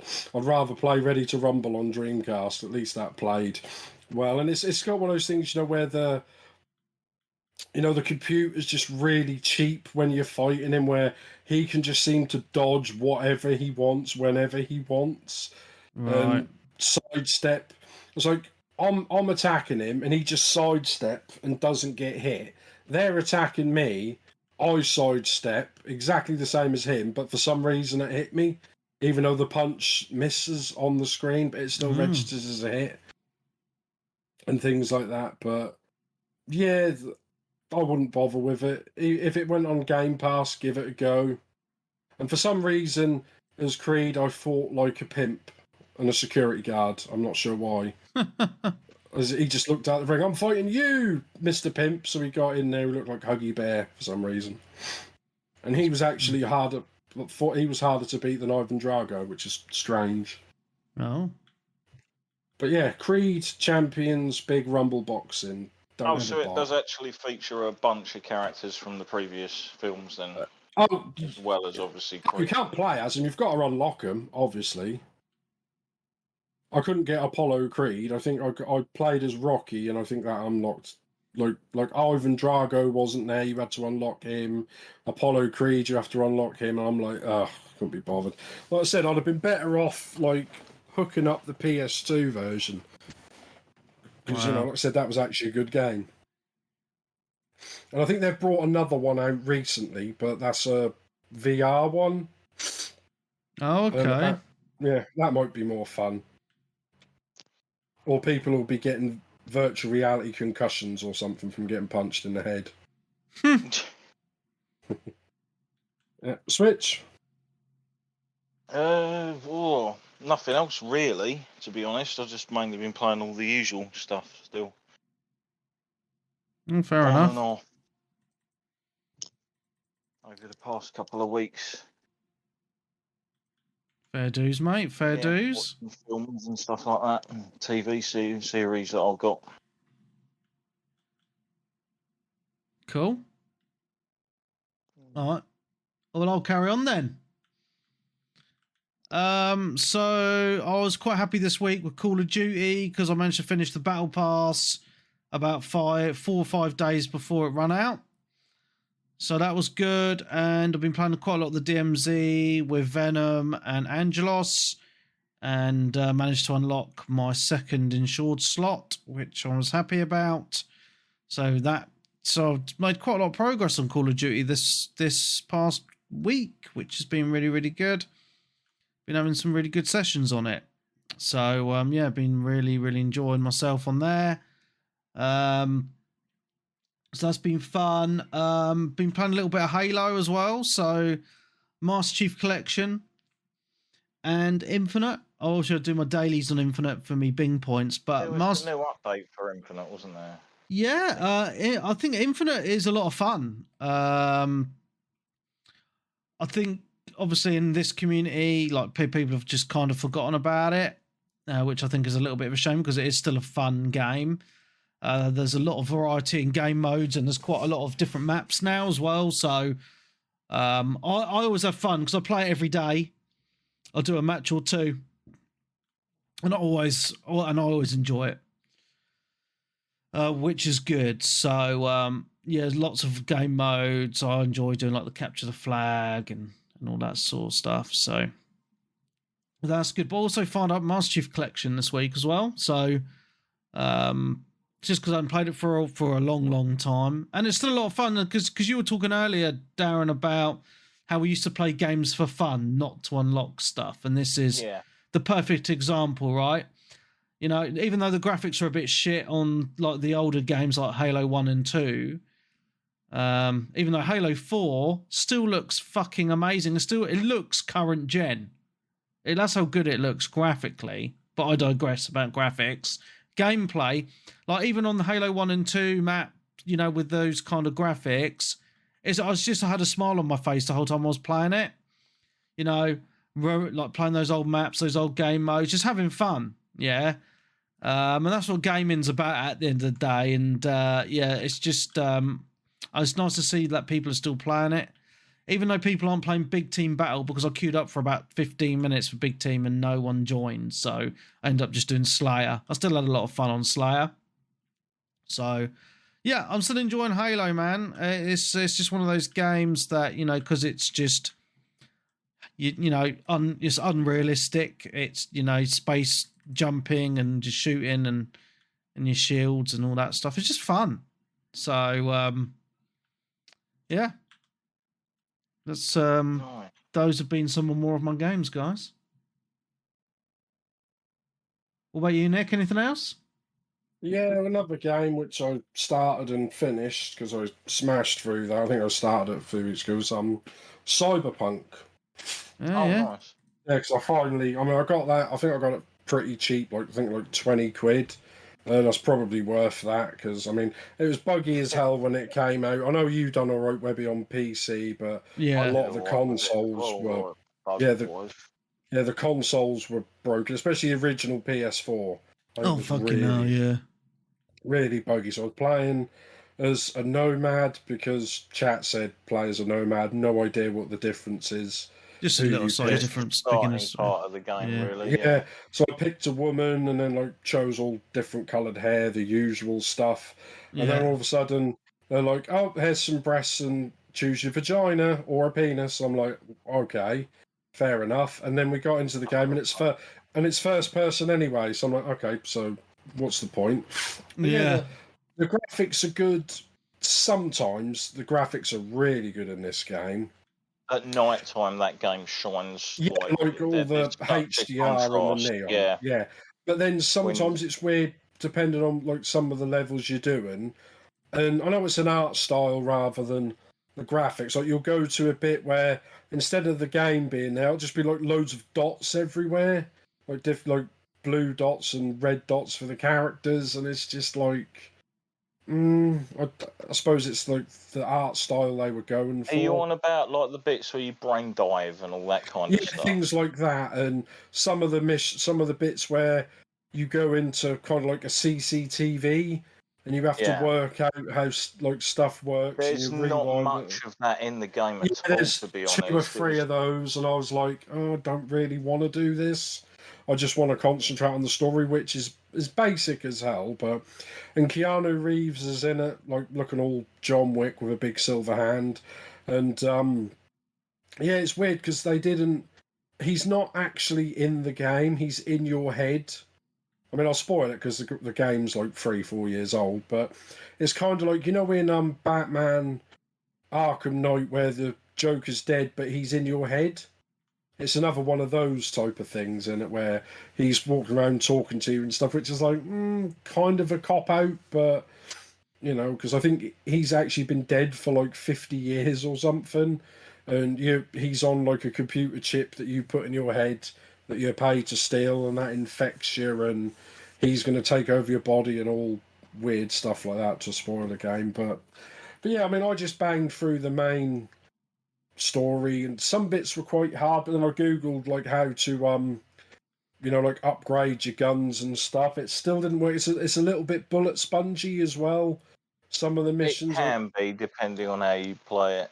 Yeah, because I didn't upload, and someone says, "Oh, you need to upload like the whip or something." I was like, "I don't have a whip," and the menus are a bit confusing. They're all like on top of each other, and I was like, "Oh, upgrade your thing." Okay, I'll upgrade, and there seemed like 5 options on the screen. And someone in the chat was like, "Oh, well, you haven't used any of your perks." I was like, "Yes, I have." "Oh, no, you then go into this section, but then you click another button to go to another section, and then there's just pages and pages of like perks, and some of them are really good, like 20% more health and things like that, but some of them are crap, like handguns do 1% more damage." I'm like, that's just a waste of time, isn't it?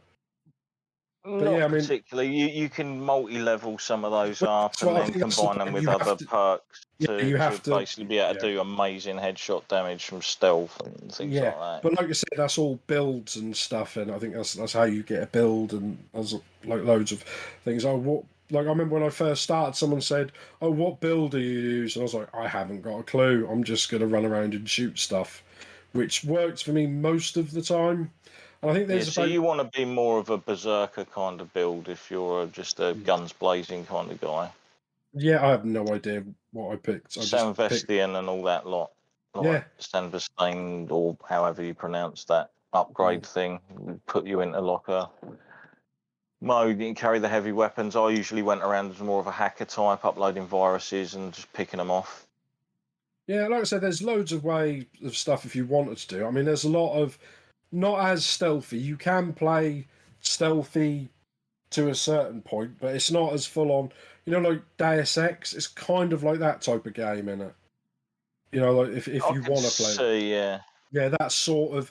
But then it's like that futuristic, like say, cyberpunk type thing. But like I said, from what I've Googled, there's 8 different endings. I don't know how different a lot of them are, but I got the second to best ending or something.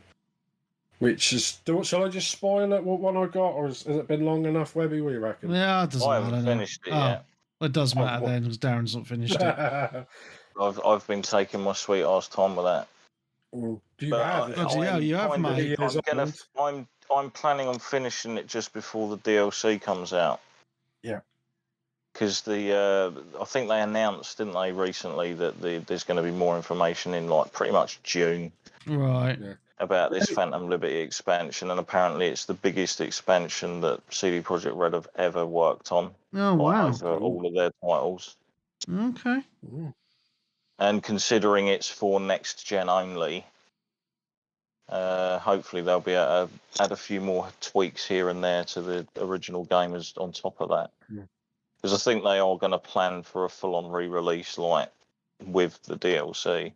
If that's going to be like they did with The Witcher, it wouldn't surprise me if they brought this out with the next gen and you'd have to buy the whole thing again. Well, they'll obviously charge for the DLC anyway. Well, they'll charge for the DLC, but it's like, if you wanted the next gen DLC, you have to buy the whole next gen Game of the Year edition thing. It should be okay. Never mind. It's not a bad game. I mean, this is always really dirt cheap on Xbox, PC, and that. I mean, you could pick it up for 12, 13 quid on everything, if not cheaper. It's probably worth that if you're into that. I just banged through mostly the main missions. I've done a couple of side missions because at one point they take away all your cars and stuff, or your car. And to walk around that whole area, let's say the driving is crap, no matter what, but it just takes forever. There is fast travel, but you have to find the points first, I think, before you can then fast travel, so that only sort of works towards the end. I will say one of the things that was a downside, and I'd have loved it if they did it, would have been there's train stations around that you can use, but you don't actually, you just literally just teleport to the next train station down the line or wherever it is you select. And you don't actually ride the train. I think it'd actually be pretty cool if you actually could go on and sit on the train and ride it and look out the window as you're going along. It's like the whole point to me for that game was the world it's set in, the experience of going around that kind of weird time period. Yeah, it was like complete dystopia everywhere. There's a lot of places you go to, it's just like strip clubs and birds with their tits out, and then you go to shops that are just sex shops selling like 50-inch dildos and things like that just everywhere, and you're like, and like some of the adverts are quite funny as well. Oh yeah, like the billboards and adverts and videos and stuff, like it's like a drink, but the advert is like a bird like licking her fingers, like a V shape and things like that, and a bloke Nicola, taste the love. Things like stuff like that, and then a bloke just staring at a bouncing ass in front of his face and things like that, and you're like, I mean, we're not far off that now if you look on Instagram, are you? No. People like ripping their faces off and that hate your meat ? And start pulling his face off. Yeah. Yeah. I just don't know. A lot of people might never bother playing this because it was just so broken when it came out. I think most of the people that were going to play it did probably play it when the Edge Runners came out. Considering how popular that was, it kind of landed at a nice time when they'd just done some updates to the game to basically make it as it should have been, or what people kind of wanted from it from launch. There are still people that are disappointed in the lack of options that you still get in the game.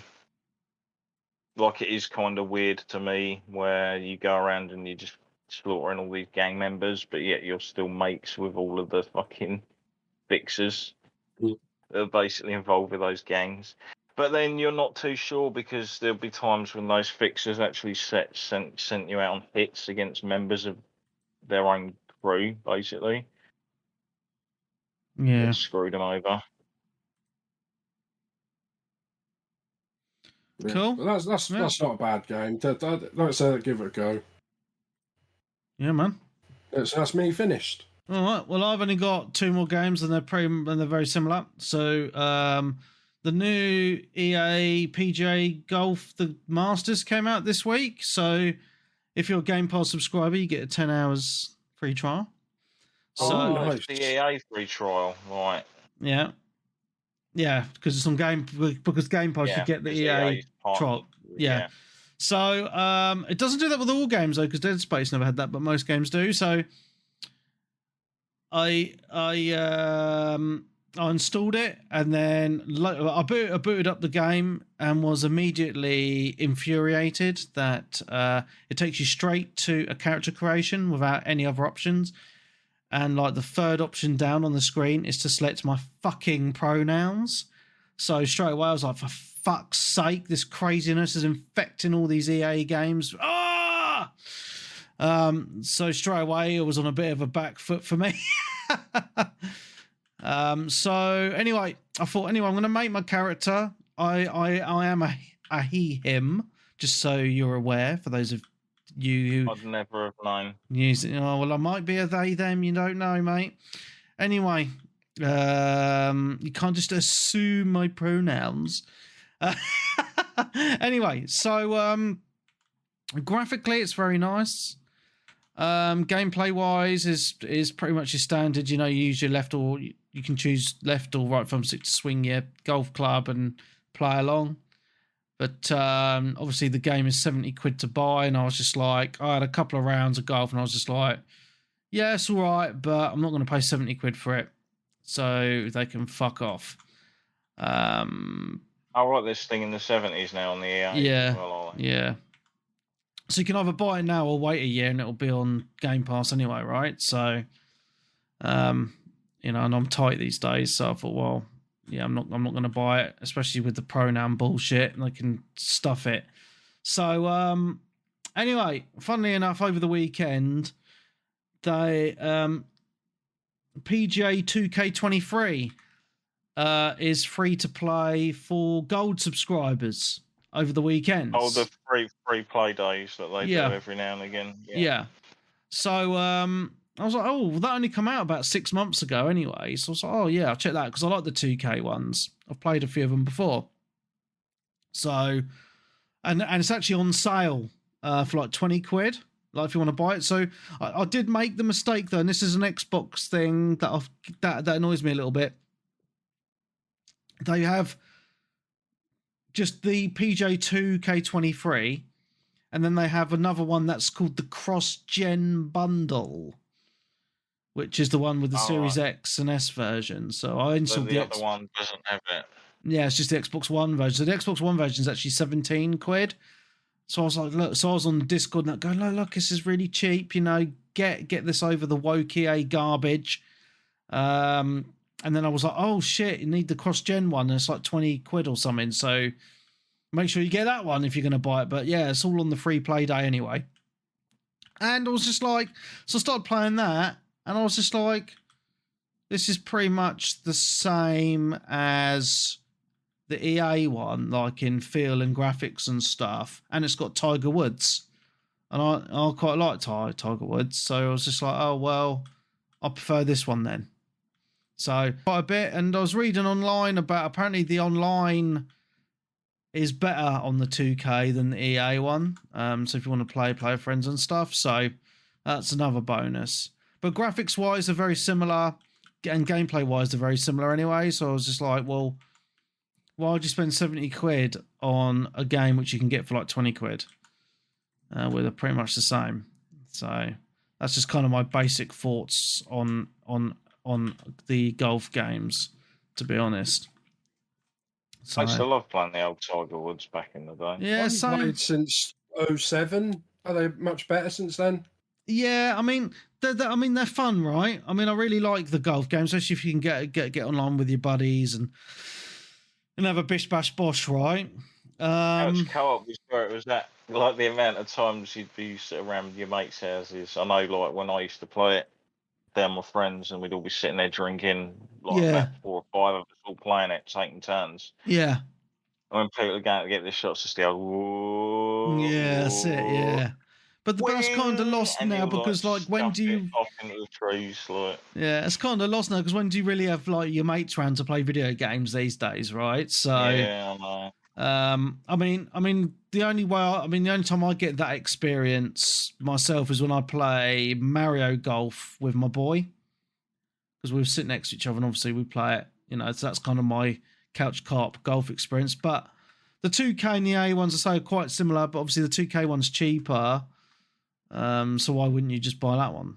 Surely, right? So, I mean, I think it would make a good game of night, but I just don't see us getting enough people on to actually have a game of night on it, to be honest. I mean, it's a struggle getting enough people on a game of COD sometimes, so I've kind of given up on game of nights now. But if we were still doing game of nights, I'd definitely suggest playing some, having some golf nights.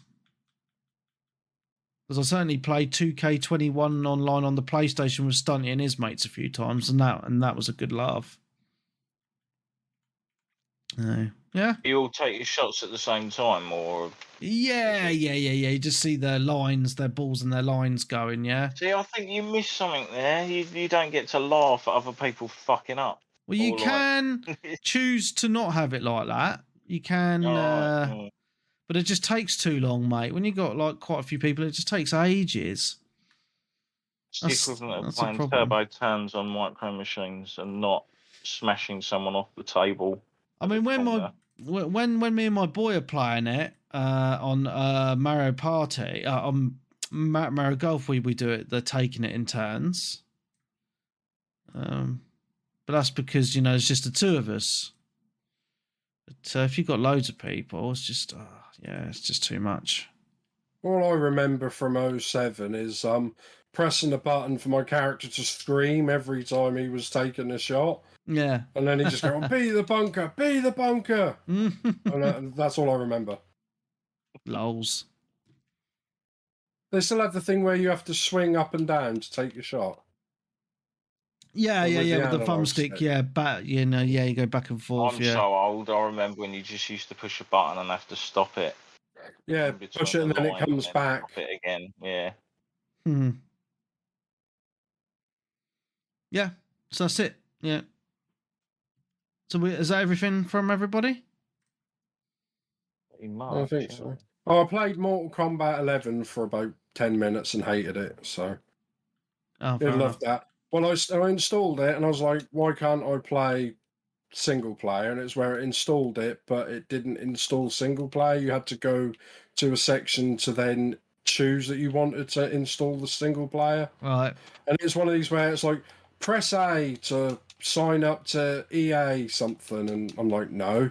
And then it's press A to. I just want to play a game. I just want to play a game. Yeah, but you love this. So it's press A to do this. Okay, press A to do this. Oh, so annoying. Right? And you do that, and then it was like, press B to play the game, or press A to buy the expansion pack for 15 quid, and I nearly bought it by mistake. Oh my goodness. I was like, because it went through to the store as well. It was like, I very nearly paid 16 quid for DLC. I was like, nope. Wow. Yeah, and I was like, oh. And while I was waiting for the story mode to install, I played some online games, and I was like, okay, I'll play online. Oh, you want to play online, do you? Yeah, you've got to play 3 practice matches before you play online. Oh, so ridiculous. For God's sakes, just let me play. And then I got bored of the game and just deleted the whole lot off of the console. I mean, it was on Game Pass, but I'm like, nope, done. Fair dues, mate. Let's get into the news then. It's been a little bit. So, I don't know if you remember me talking a while back about putting emulators on my Xbox and playing the ROMs. So you could do that. Yeah, so actually Microsoft have now taken that option away. On retail mode, you can still do it in dev mode on a Xbox console, but you can no longer do it in retail mode. Probably because they're afraid of getting sued by Nintendo or someone. So yeah, there's the typical corporate reasons why it was done. Yeah. I mean, people can moan and bitch, but then again, there's other companies that basically have things where you can run emulators and do all that shit on them, but I don't give a crap about them. And some of them are sold at shops that you can just go out and buy. So, I don't know. Yeah, so that's just so people are aware. Sly got himself a Steam Deck this week, and he's been putting a lot of emulators and ROMs on that, so that's another system that you can do that on anyway, very easily. He's really enjoying it, so that's nice to see. I don't really see a use case unless you're like leaving the house or anything, so that's me out of the question. But it does look like a very cool system. So yeah, I'm glad that he's enjoying that. Funnily enough, when he got it, another system was announced by ROG, which is Asus. It's called the ROG Ally, and actually has a higher resolution screen and a higher hertz refresh rate than the Steam Deck, and is more powerful. But there's no price or release date announced as of yet. I just thought it was quite funny that was announced the day that he got his Steam Deck. Yeah, so that's pretty cool. So yeah, I'm glad he's enjoying it. I think Peebs is thinking about getting a Steam Deck because he's going to be working away in his new job. So yeah.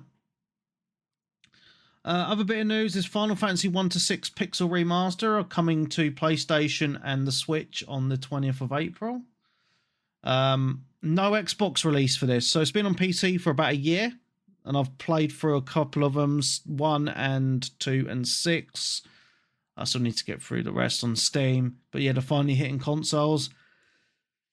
Quite expensive though, 60 quid for, well, it's basically a tenner a game, right? Even though they are really, really old. So, but they are nice looking with the pixel remastered. The way that they've done it is really, really cool. So, I looked on the Nintendo. There wasn't like a thing where you could buy them all together as a bundle, though. Oh, really? There is in America. Oh. But whether or not something they've added, but this was like the day after they announced it. Oh, right, because on Steam you can buy it in one bundle or separate. And I just bought it all in one bundle. Yeah, but from what I saw, there was no all together on Switch. Oh. How strange. So, but it's just another thing like where Final Fantasy games aren't coming to the Xbox system. Like Final Fantasy 7 Remaster's been out for 3 years now, not on Xbox. Final Fantasy 16's not coming to Xbox. Final Fantasy Pixel Remasters aren't coming to Xbox. It's mad. It is a strange crisis called did. Yeah, it just seems. Well, there was a thing I saw on YouTube where like this court case is still going on, and they're saying that Sony did pay Square Enix to not put remake and stuff on Xbox, and there's a whole list of it. Apparently they've paid them to have exclusive but not say it's exclusive, because obviously there was a lot of people got grief, where timed exclusive, day one exclusive, things like that, whereas Xbox used to get slaughtered every time they said that. Yeah, so that's why of Sony doing that without actually saying it. Oh, okay. Interesting. And also there's a really strange story about Monster Energy trying to sue an indie dev for having the word monster in their game. So they've apparently been trying to sue loads of companies for using the word monster. It's like a generic fucking word. But people will get it confused about the energy drink, you see. Well, didn't Bethesda do someone for having an indie game called Scrolls? Because they said people will think it's the Elder Scrolls. Yes, I think there was. There's been stuff like that that's gone on before. Crazy. Yeah, which I understand. This isn't the first time when someone tries to sort of take the piss a bit. And yeah, sometimes they do, but then sometimes it's just not, is it? I mean, you've got to protect your intellectual property and all things like that, but sometimes they're just people are just being twats. What do you think they're going to be doing? Making a Monster Energy video game? That's so ridiculous. Well, they already have. It was called Death Stranding. Yeah. But they took that out of the director's cut on PS5. Yeah, oh, really? Because it was a licensing thing. This is why I'm generally not a massive fan of the licensed product stuff in games. Yeah. Because it's only for a certain period of time. Yeah. Unless you can make sure that game will never change as it goes on. Yeah. And you'll always have access to it. That's cool. But otherwise, it happens all the time. Like when companies do like tie-in outfits with other games crossover, but you'll find some of those have like a limited amount of time, and then like a year later they get delisted. Yeah. A bit like wasn't it a license issue maybe with Porsche that people were saying was one of the reasons why they were kind of stopping selling the last Forza Motorsport? Oh, maybe. Yeah, isn't that why they pulled Forza 7 off the thing, but 6 was still there? Or was it 6 they pulled? I can't remember which way round it was. What is the latest Forza? It was one of them, wasn't it? It was either the latest one or the second latest one. Mm. They delisted. You can still play it if you've got it on disc or have it downloaded. Yeah, you just can't buy it. Yeah, that's right, yeah. Yeah, it's bizarre. Well, it didn't even take that long for it to get delisted, did it? You know? So strange. A year or two, wasn't it? Yeah. Catch Porsches out, because Porsche cars are crap. Well, they're just Volkswagens. I've never been a fan of Porsches per se. Some I like, but not all of them. It's just a pumped up Beetle. Cool. That's all my news anyway. News? Anyone else? Not that I can instantly think of. We had a big demonstration. I haven't watched it because I imagine it's basically similar to the last one. The new Zelda game had a 10-minute gameplay thing, wasn't it? About a week or two back. Yeah, you can do quite a lot of stuff in this one, can't you? I didn't realise it's in the same map as the last Zelda. They've just changed a few bits on the map. It's the same map, and the graphics look fucking awful. I'm sorry to say, but they do. That's me being a graphic snob. But the gameplay, like, you can do like a lot more wacky things on the map than before. So I think people are going to have a field day with. It's going to be massive, regardless. Like, yeah. Oh yeah. Still haven't beat the first one. Fucking hell, dude. Well, I only play it on Christmas Day, so it's difficult. Because I drink as well on Christmas Day, so it's like you start off well, and then within like an hour you can't see the Switch. Yeah. I think it's one of those games you need to play on the telly, really. It's just, I don't know. I find the Switch screen a bit small. I remember when I did that, I couldn't actually read the text. Oh, really? On the Switch screen, it was so small. But yeah, it's just getting the hardware's got. It's very dated now, and I think it's showing on some of the games, especially a game like Zelda. Yeah, shame, really. Oh well. Oh, that's all my news anyway, guys. You guys got anything? No, not what I can think of by that off the top of my head. I think we should end it here then. We've been over 2 hours, so nearly 2 hours and a half. So, been a long time. So, yeah, from all of us here, it's been awesome. So, from me, Mark Webb, Gamertag, PissOnD, Steam ID, Webby, 360G. Nick Foltz on Twitter and Twitch. So, yeah, thank you very much. A big thank you to all the patrons for keeping the show going. You're all super duper awesome. If you wish to subscribe, you can. Head on over to patreon.com/360gamercast and subscribe. Next week, we will be starting off our Sega discussion, starting with the Master System / Mega Drive. So don't miss that. So all of us here, it's been awesome. We'll see you soon. Goodbye.